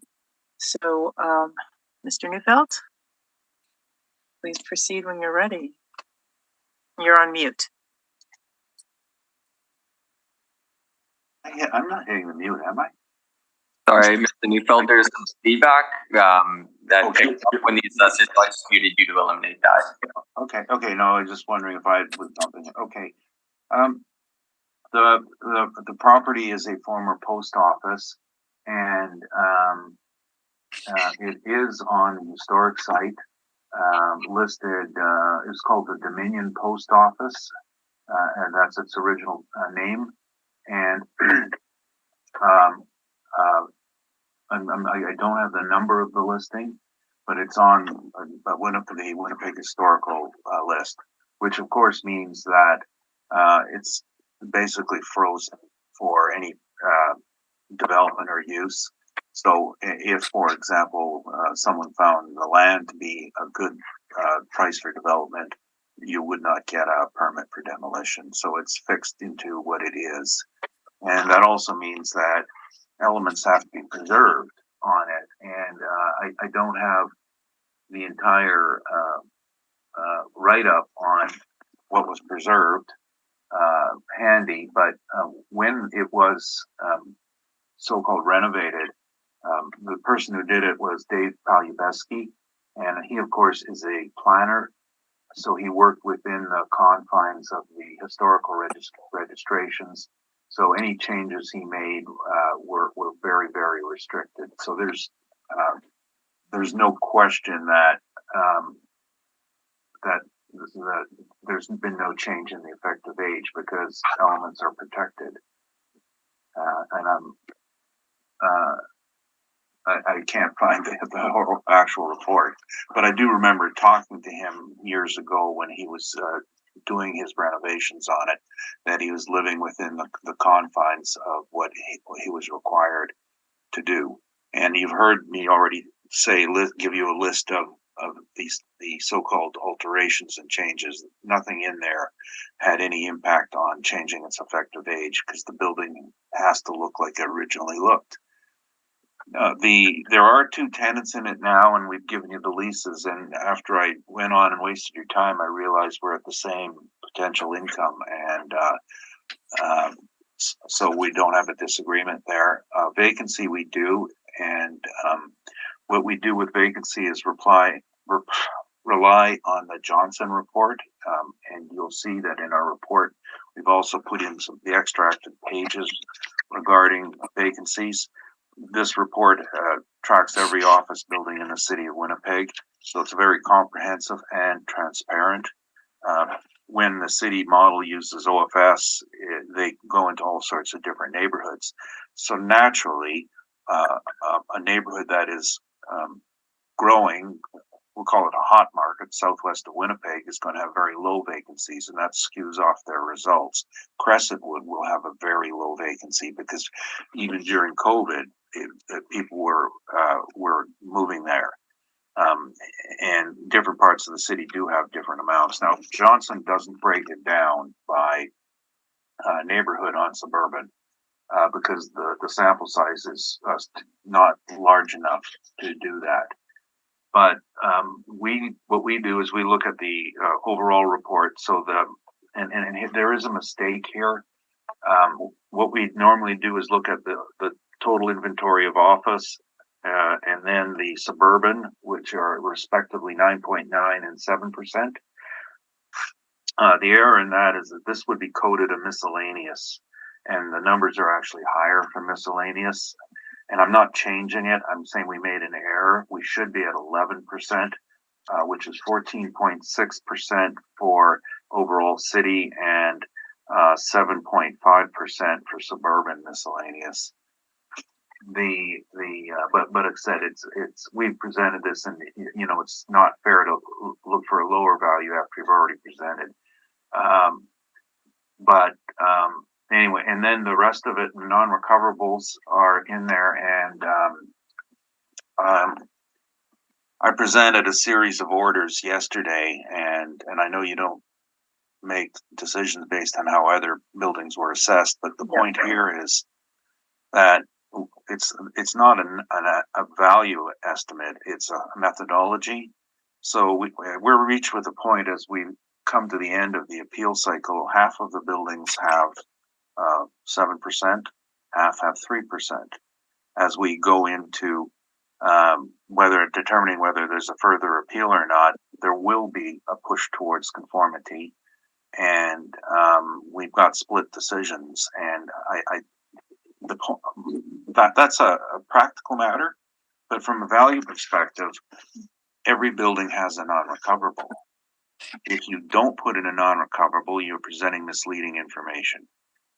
They vary every year. So, for example, the year when this was empty between 20 and 21, the non-recoverables were huge.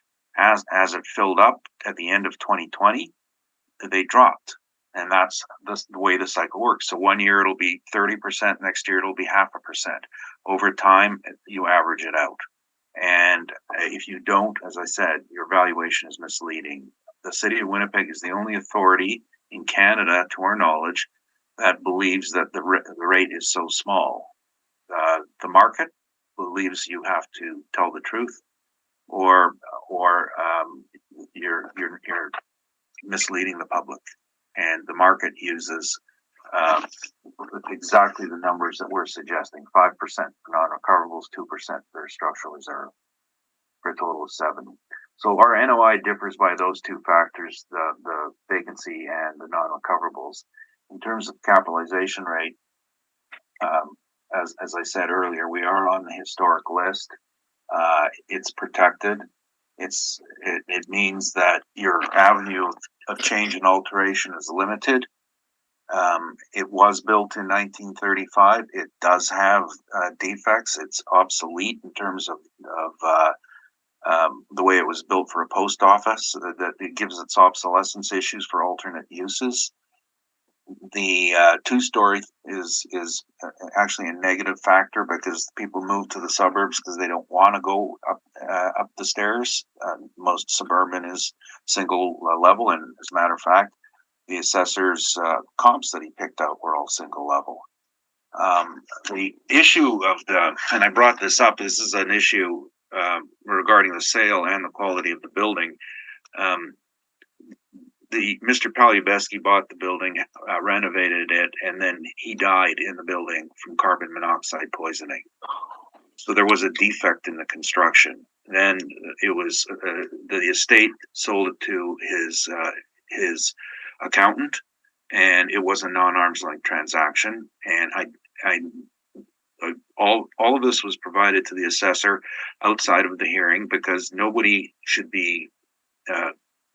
This is information that's true and accurate, but it's not for dissemination in the public on people's personal tragedies.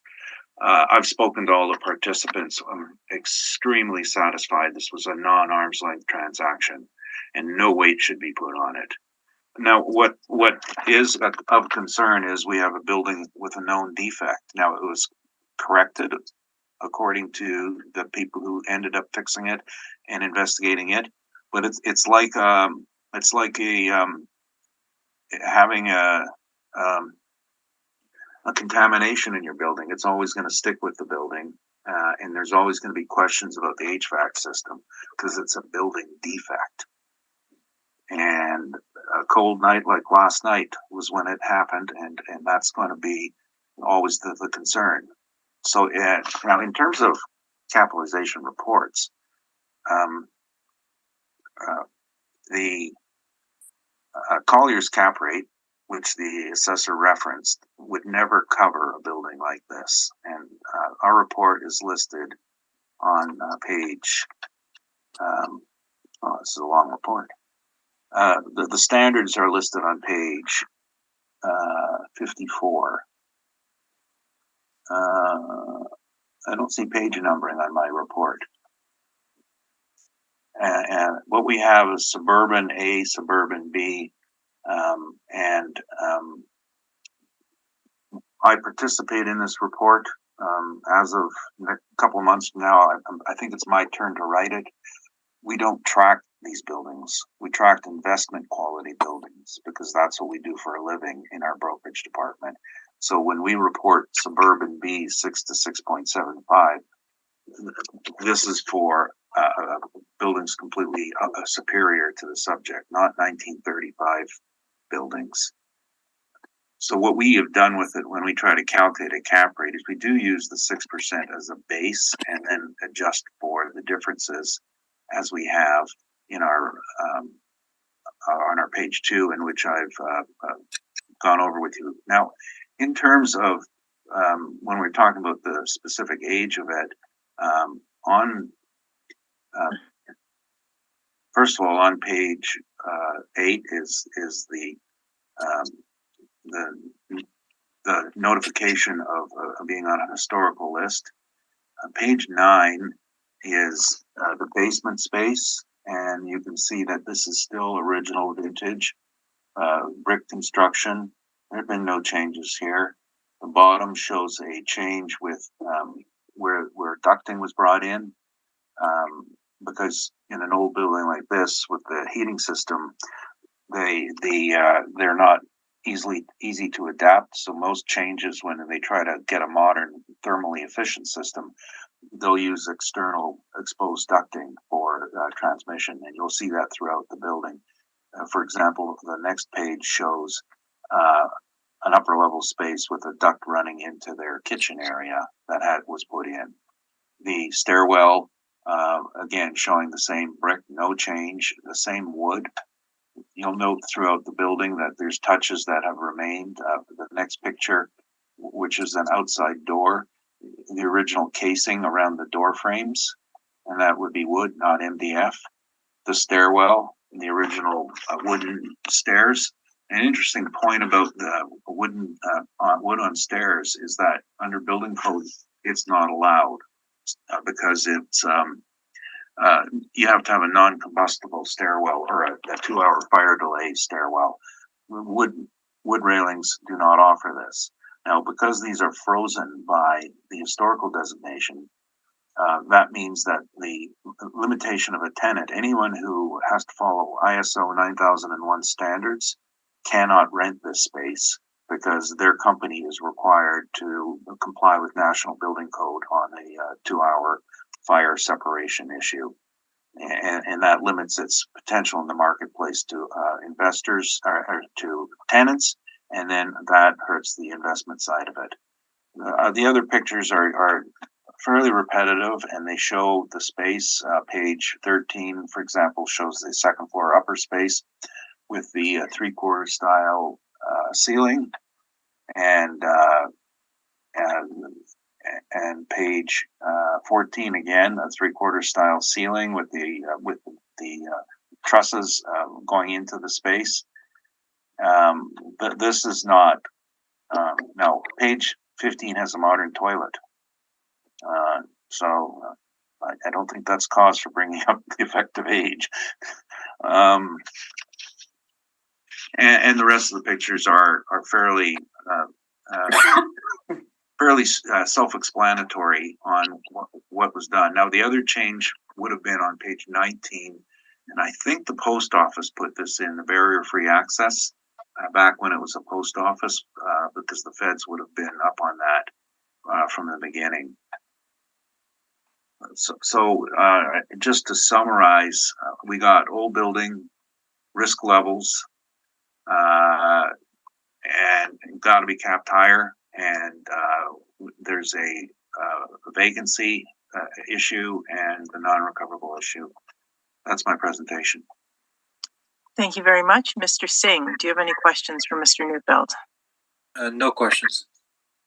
Thank you. Ms. Davidson, do you have any questions for Mr. Neufeld? Yeah, just one little quick question. Your workup uses a leasable area of 4,095 square feet, yet the assessor uses 3,486 square feet. So there's a difference of about 609 there. Oh yeah, I see that. I'm guessing that they didn't include the basement. And when we looked through the leases and we put excerpts of them in, we found out that the basement was listed in one of the documents as being part of that lease. It's not rentable, but it has a contract rent on it. So we ended up with the same rental value. And so I suspect that, I mean, I don't see an issue here at all. we had to deal with the contract. I personally, looking at the basement, would never have put it on as rentable, but the owner did, so I got to live with that. Okay, thank you. That's perfect. Thank you. Thank you. Ms. Knight, any questions?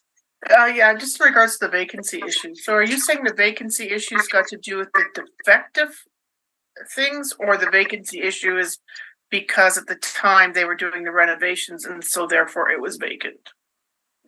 Well, the vacancy, they filled it, looks like May of 2020.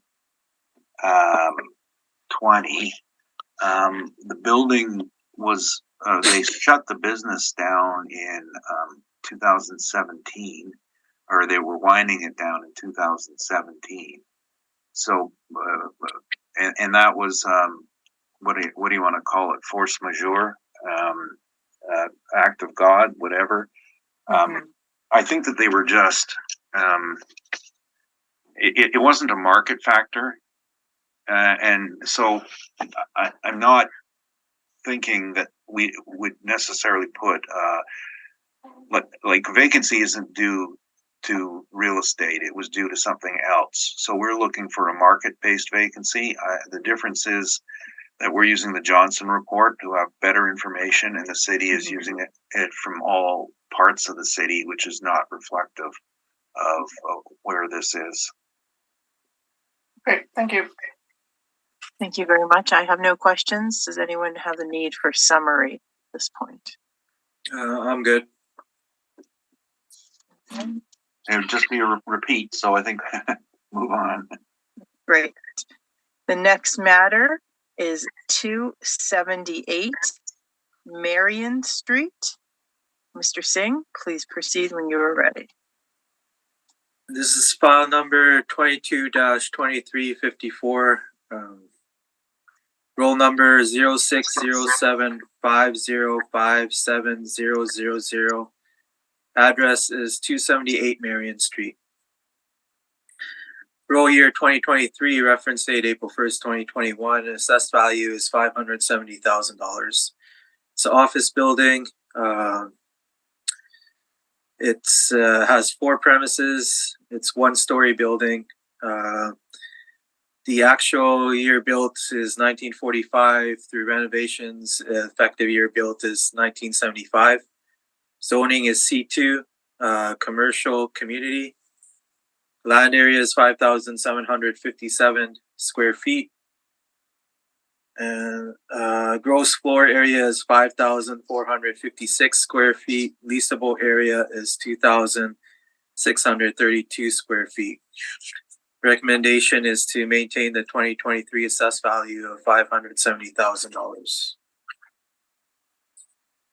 Page 2 and page 3 is, or page 2 is the aerial photo of the subject property. Page 3 is the street level photo of the subject property. It's close by to bus routes. It has heavy traffic. Parking is in the back. This was a building that used to be residential, which was converted to an office. It's rectangular in size. The back lane can be accessed through Traverse Avenue or Branmore Avenue. The north major body is Marion Street, and it's close by the St. Boniface Hospital. This page 4 is the sale history from 2002. Page 5 is the rent comparables throughout the city of Winnipeg, representing market value. Page 5 through page 7, with the average $15.85, median $15, min $10, maximum max $22.50. Page 8 is the subject property market income.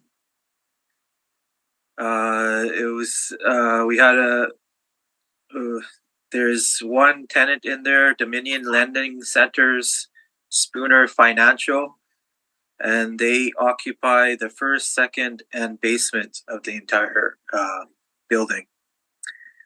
The leasable area is 2,632 square feet.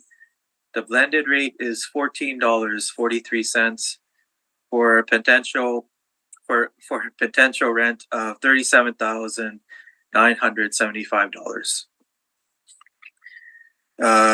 Now you factor in the model-driven vacancy loss 6%, expenses 3%, shortfall $8 per square foot. You come up with the net operating income of $33,362. We use a cap rate of 5.85%, and for an estimated value of $570,000. Page 9 is the income value summary.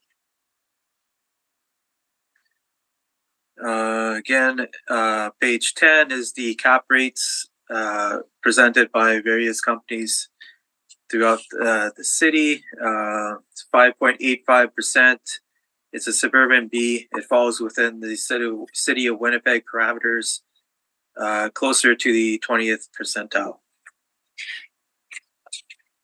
Page 11 is the Municipal Assessment Act excerpts.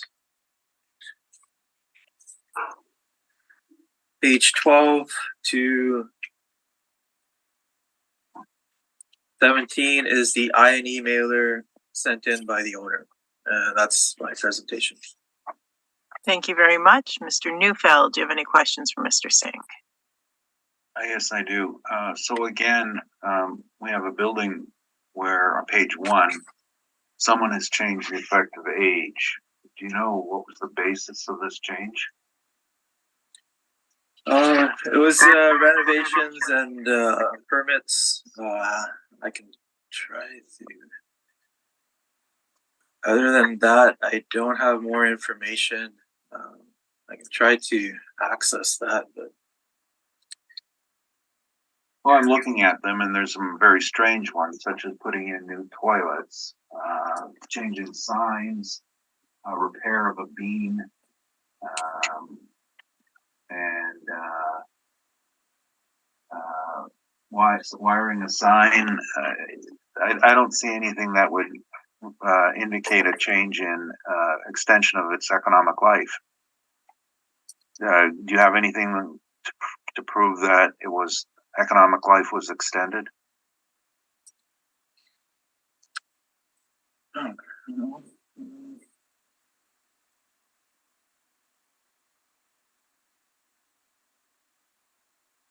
No sign, face placement.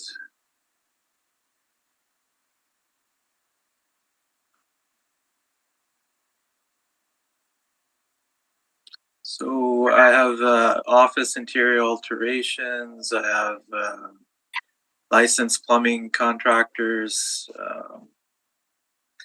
electrical interior alterations.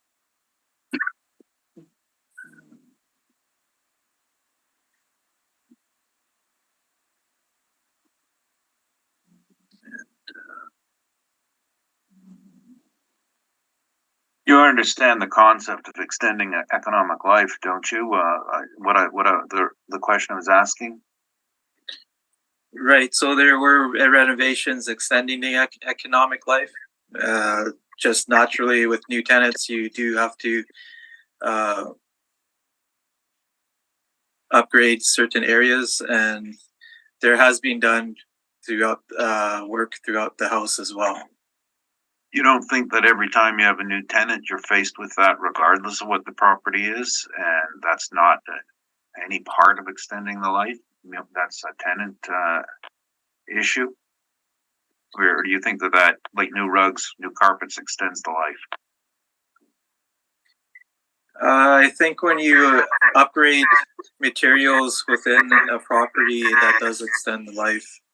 Whether you're working on it from 1945, there has been some work done with electrical and other areas. So I don't have all the permits with me. The people who make these changes, are any of them qualified engineers? They're qualified appraisers.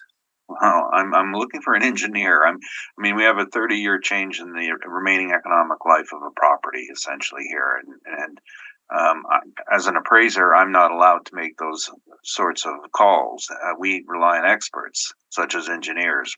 Does the city rely on an engineer?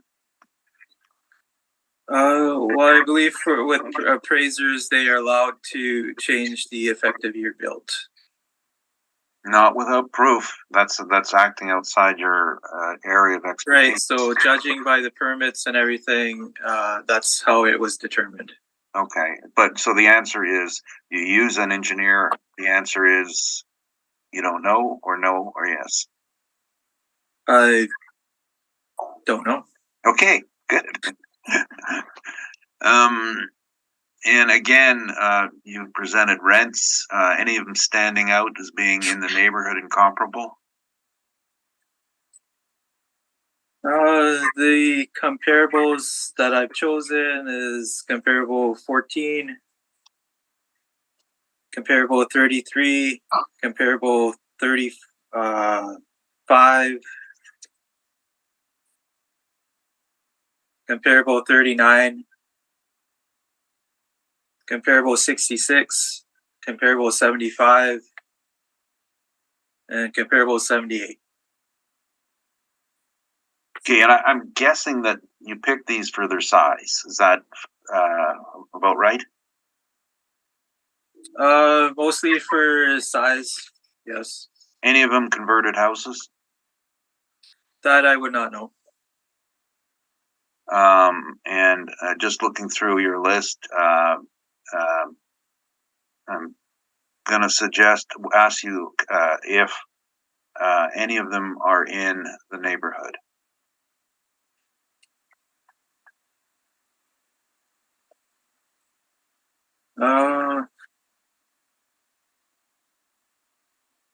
Probably Provence is pretty close. Sure. Now, 131 Provence, you've listed that twice. And what's the age of that building? Oh, so 200 and 114. Right. So that was the building, if I recall, that was built by the corner of Provence and Taché, the new build, where there was a library in there for it might still be in there.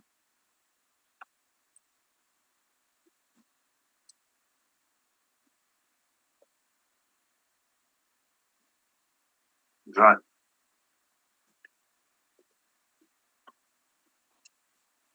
Oh, what was the question? this is the building at the corner of Taché and Provence that now houses the city's library. Is that correct? 131.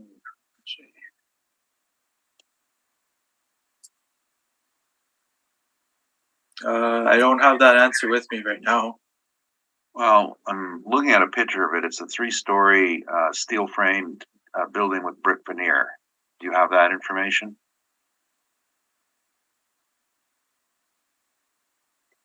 So yeah, this is the corner of Taché and Provence. And do you have an age on that? No, I don't have the age on that. Okay. Well,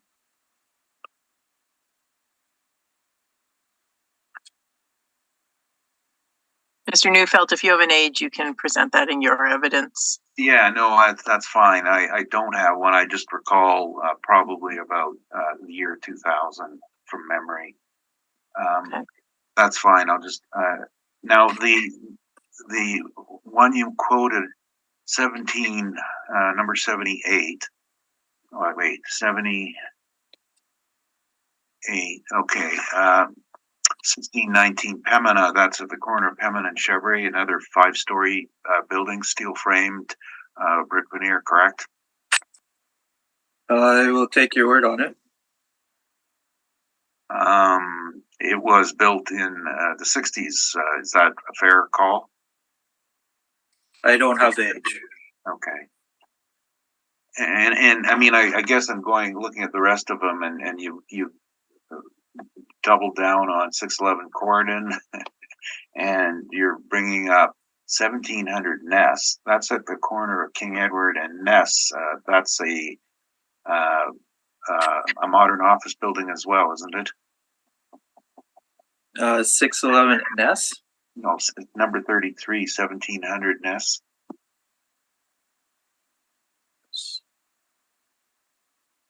Yes, so I wouldn't have any information on that as well.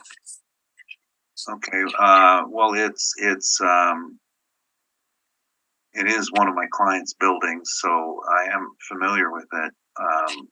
Confirm that it is 1990 construction.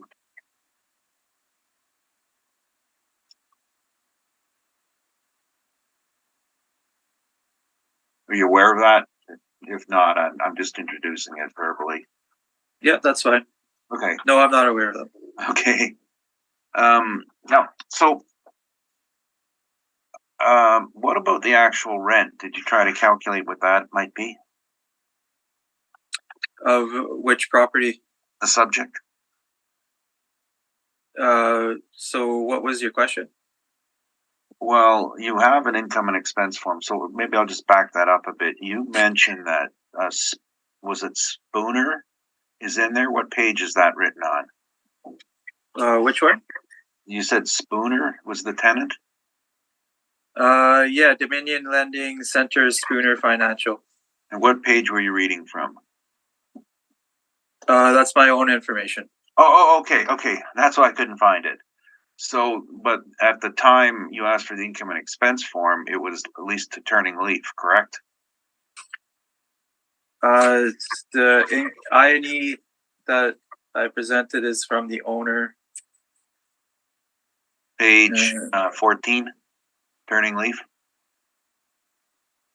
Yeah, so they presented the Turning Leaf. Okay, and in that particular rent roll, which is written out on page 12, they're indicating net operating income of $1,100. So I'm just wondering if you reviewed that prior to submission.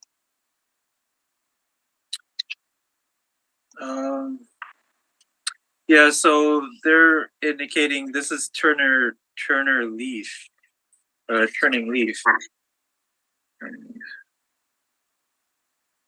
which they do indicate 1,120, but we went to market value of rent comparables throughout the city of Winnipeg, determining the potential rent of this office building. Okay, so you did not use the paid rent from December of 2020. From Turning Leaf, no. Okay, and you mentioned this Dominion Securities. When did they move in?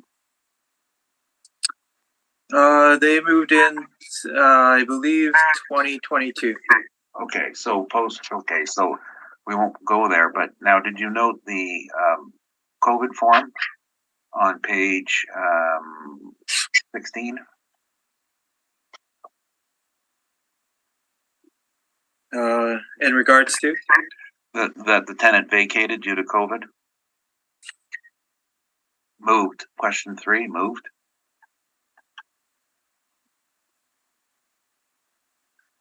It does say moved, yes. Okay.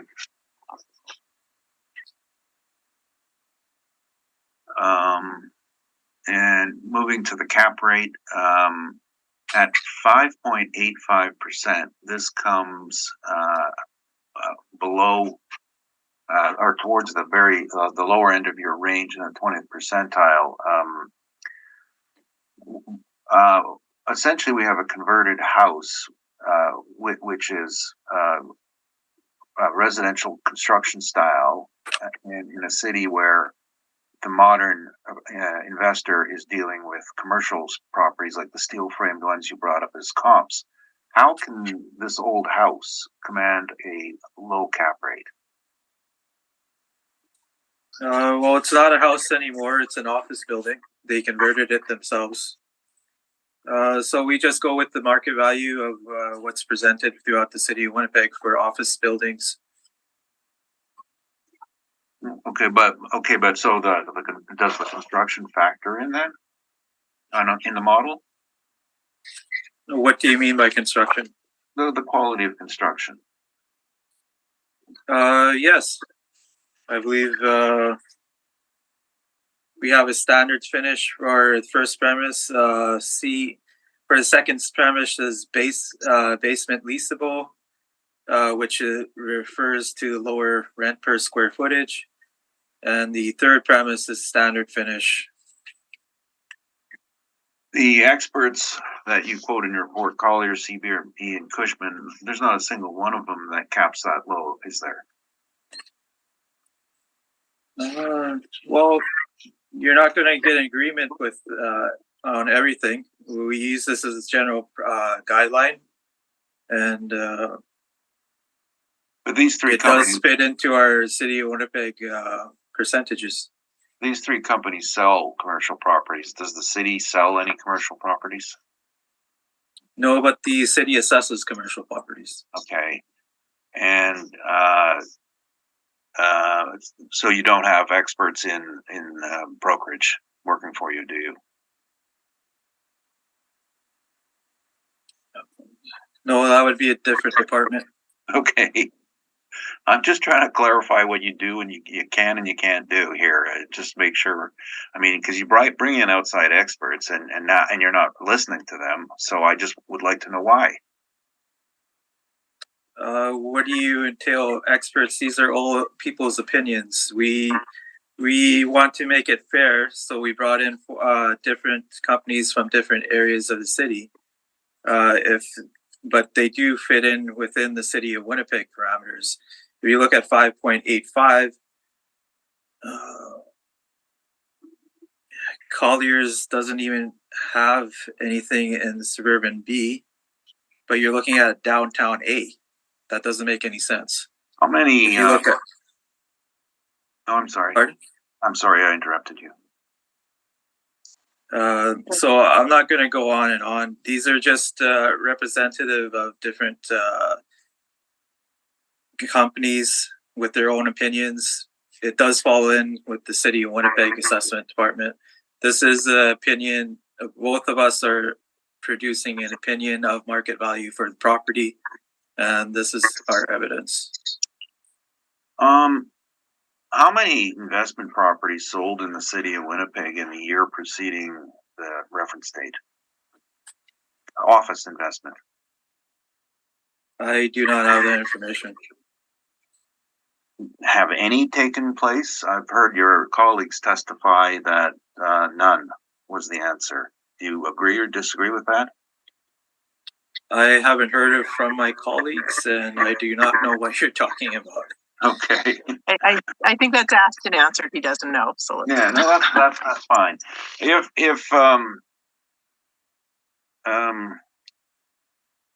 Okay, those are my questions. Thank you. Thank you very much. Okay, Ms. Davidson, do you have any questions? Sorry, you asked me? Yes, Ms. Davidson? Yeah, I just have a quick question. This is a converted house, so it's brought up to an effective date of 75. I'm just looking at your picture in terms of sort of the marketability of this or whatever. I'm not seeing that it's accessible for people with physical disabilities.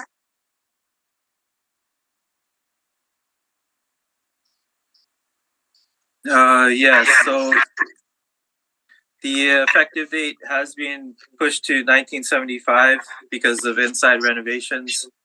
You are correct. I do not see accessibility. What do you say? Options available for the front entrance of this property. That was all I was wondering about. Thank you. Thank you very much. Ms. Knight, do you have any questions?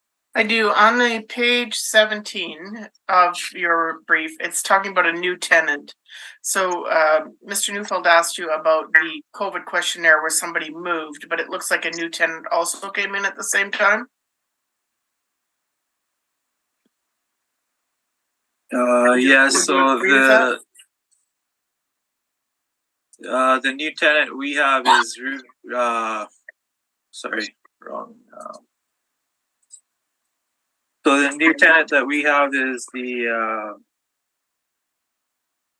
Dominion Lending Center's Spoons Financial, but I can also check if there was another tenant before that.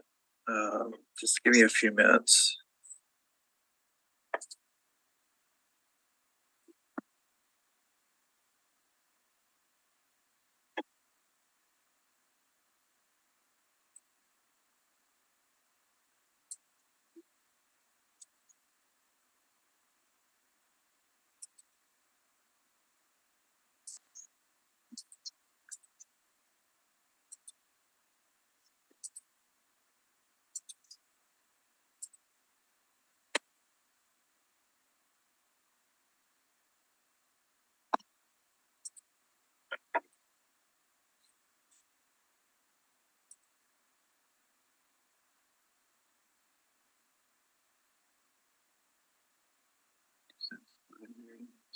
So they actually moved in 2021, the Dominion Lending Centers, and they occupy the entire inside of the building.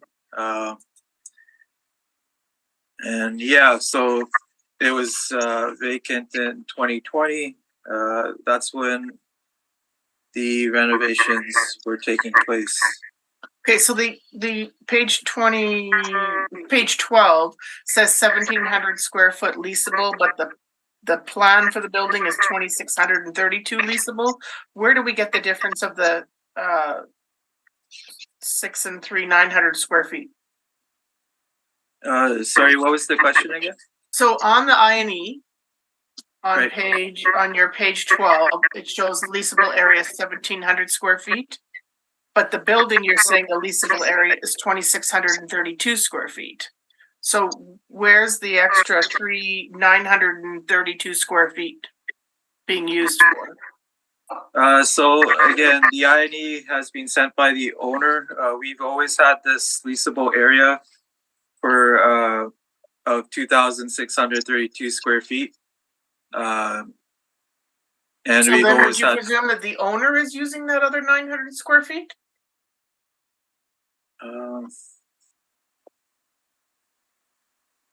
I would presume not, but just like they don't indicate whether they're partially Owner on their occupied. INE. They don't indicate whether they're partially occupying the property.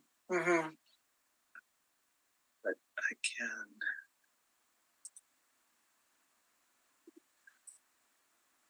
Because you said the new tenant's taken over the basement, the first and the second floor. So I'm just wondering, is the 932 square feet the basement maybe? That I'm just trying to figure out where that's coming from. So what Maybe Mr. Neufeld will have that on his presentation. I'm not sure. Yeah. So the what we have for the leasable area, the main floor is 1,460 square feet. The basement is 832 square feet, and the third premise is, which is the second floor, is 340 square feet. Okay. And so maybe that's where the 832 is the basement, because 17, that'd be 1,800 square feet for first and second floor. But okay. All right. Thank you. Okay, thank you very much. I have no questions. So, Mr. Neufeld, please proceed with your presentation. Just a redirect on the question of the second floor. Looking at the picture, you can see that that's a half floor, like a what do they call it? Story and a half building. that fair?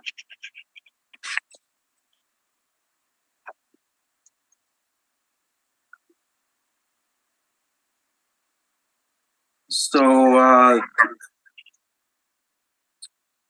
if you look at the picture, there is a second floor. It's only 340 square foot leasable there on the second floor. Right. So, but it's a half floor, correct? So at some point, somebody has done a calculation or an estimate as to what would be the usable for on a full floor basis. You're familiar with half floors and the way that they're reported? Yeah. So it is a half floor, but converted into office space. Sorry, Mr. Neufeld, you need to unmute. You were giving a lot of feedback there. Mr. Neufeld? I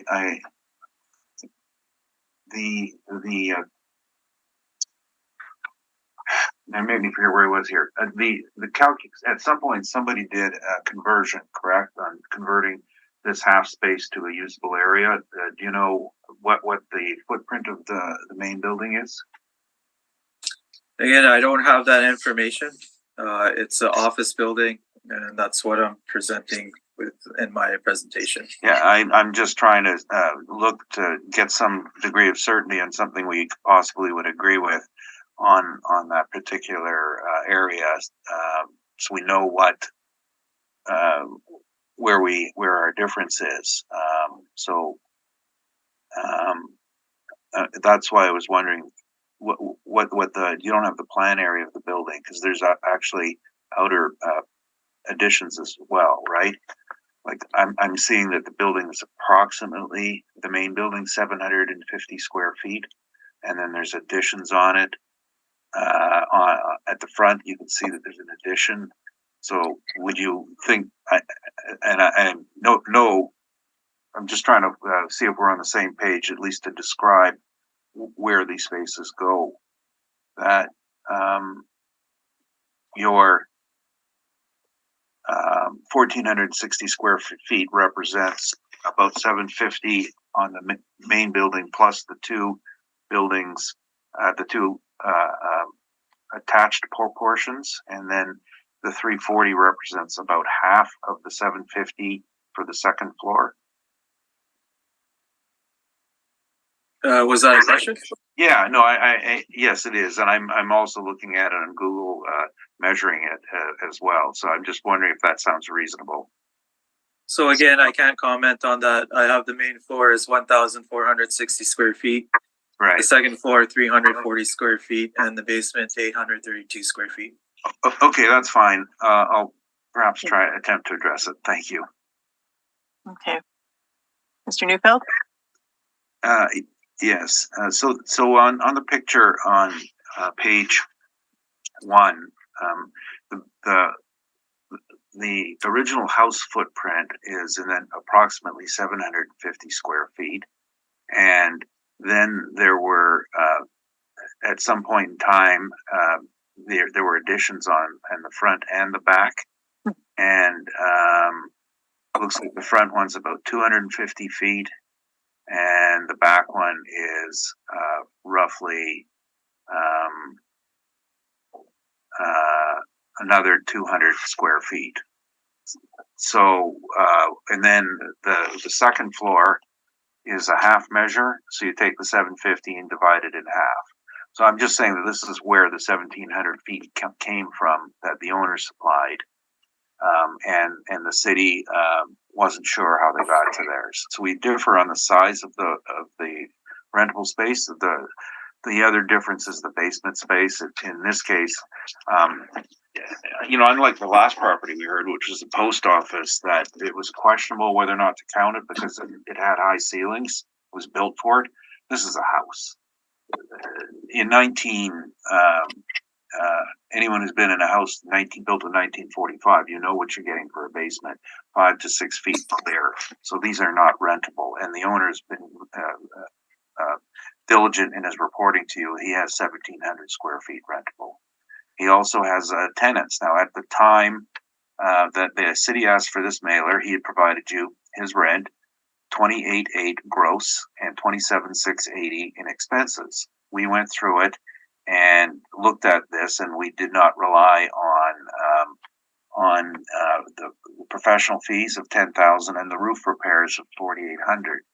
So our net rent estimate is $12,920 after putting those back in. That's the income, and it's similar to the income he's getting now. Post reference, it's similar to the income he's received historically.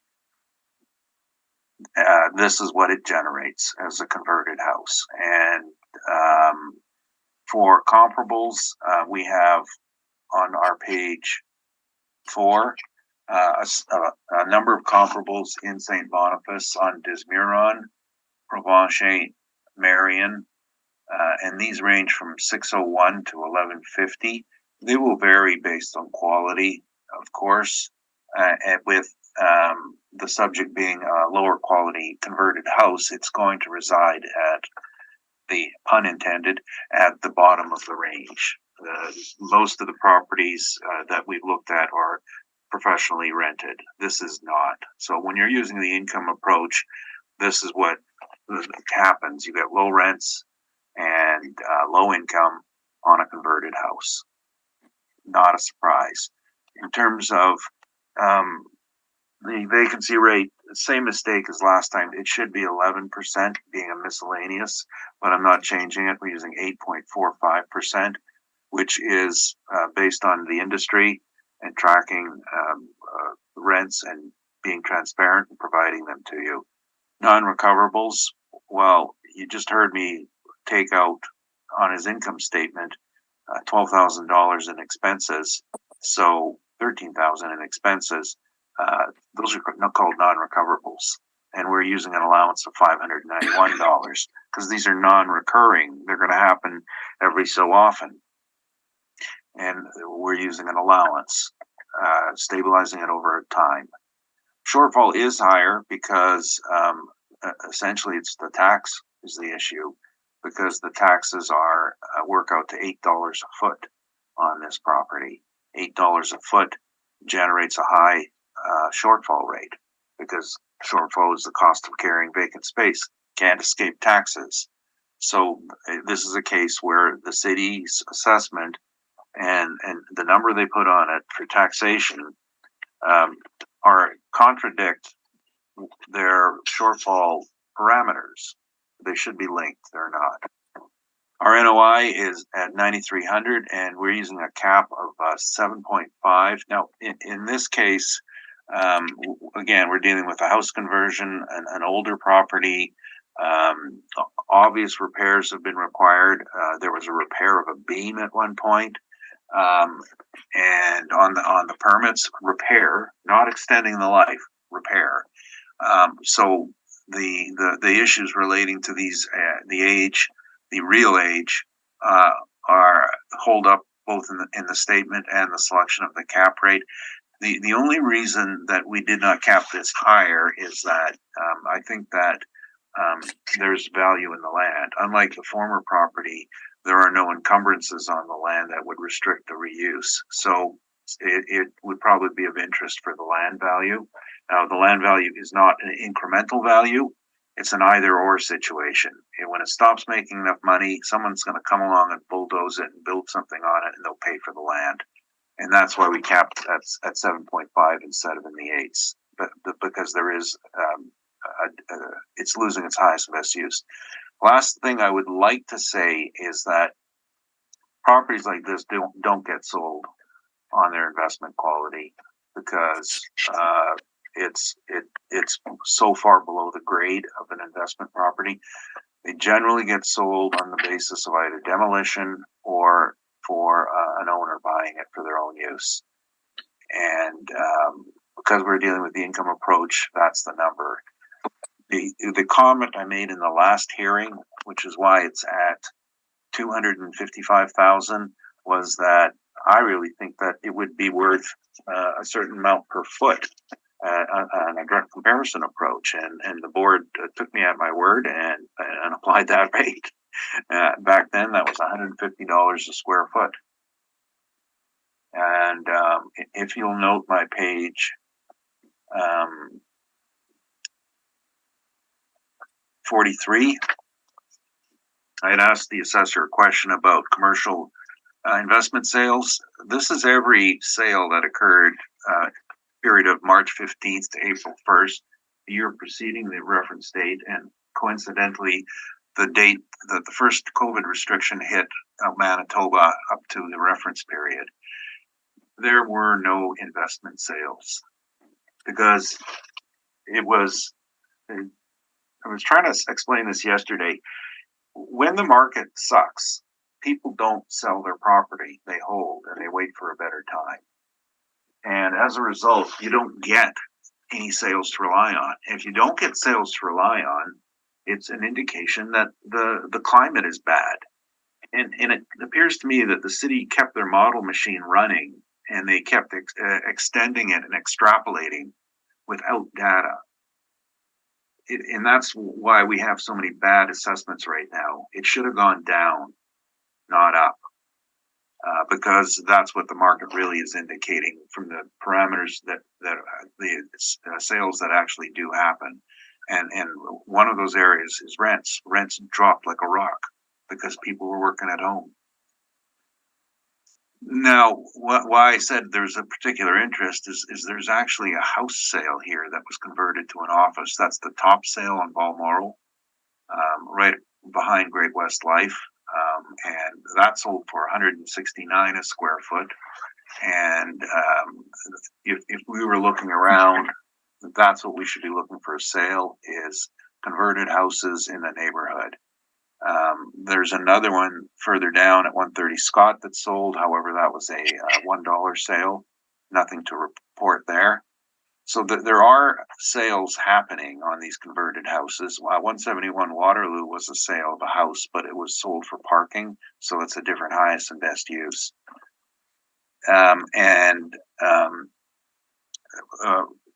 Some weight should be put on the direct comparison approach, and I'm suggesting at 150 a foot, as it was assessed last year, is probably where it would end up if one were relying on that approach. It's had 5 tenants in the last 10 years, turning leaf, turning over.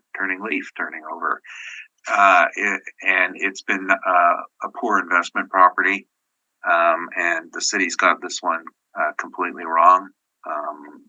That's my presentation. Thank you very much. Mr. Singh, do you have any questions for Mr. Neufeld? No questions. Thank you. Ms. Davidson, do you have any questions? Yes, just on your comparables that you're showing on, well, I'm not sure what page, the office rent comparables. Are any of these houses converted to offices? No, 614 Desmiron is Real Enterprises. So it's the one with the bowling alley in the basement, and it's a community office. 605 Desmiron across the street was purpose-built office, 2-story office. 160 Provencher. I'm just trying to remember what it is here. And I cheat. I'll just go look at Google Earth. I believe it's beside where the Shell station used to be on Provencher. So it's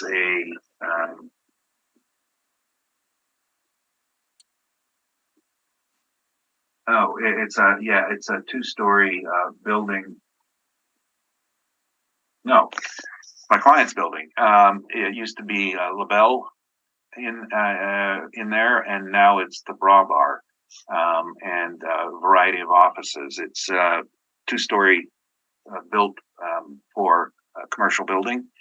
And 169 Marion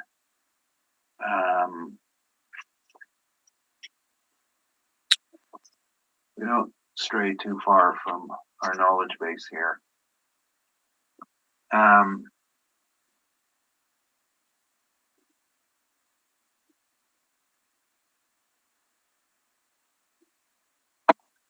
Oh, that's another purpose-built office building, two-story office building at Marion near the 7-Eleven on Marion, corner of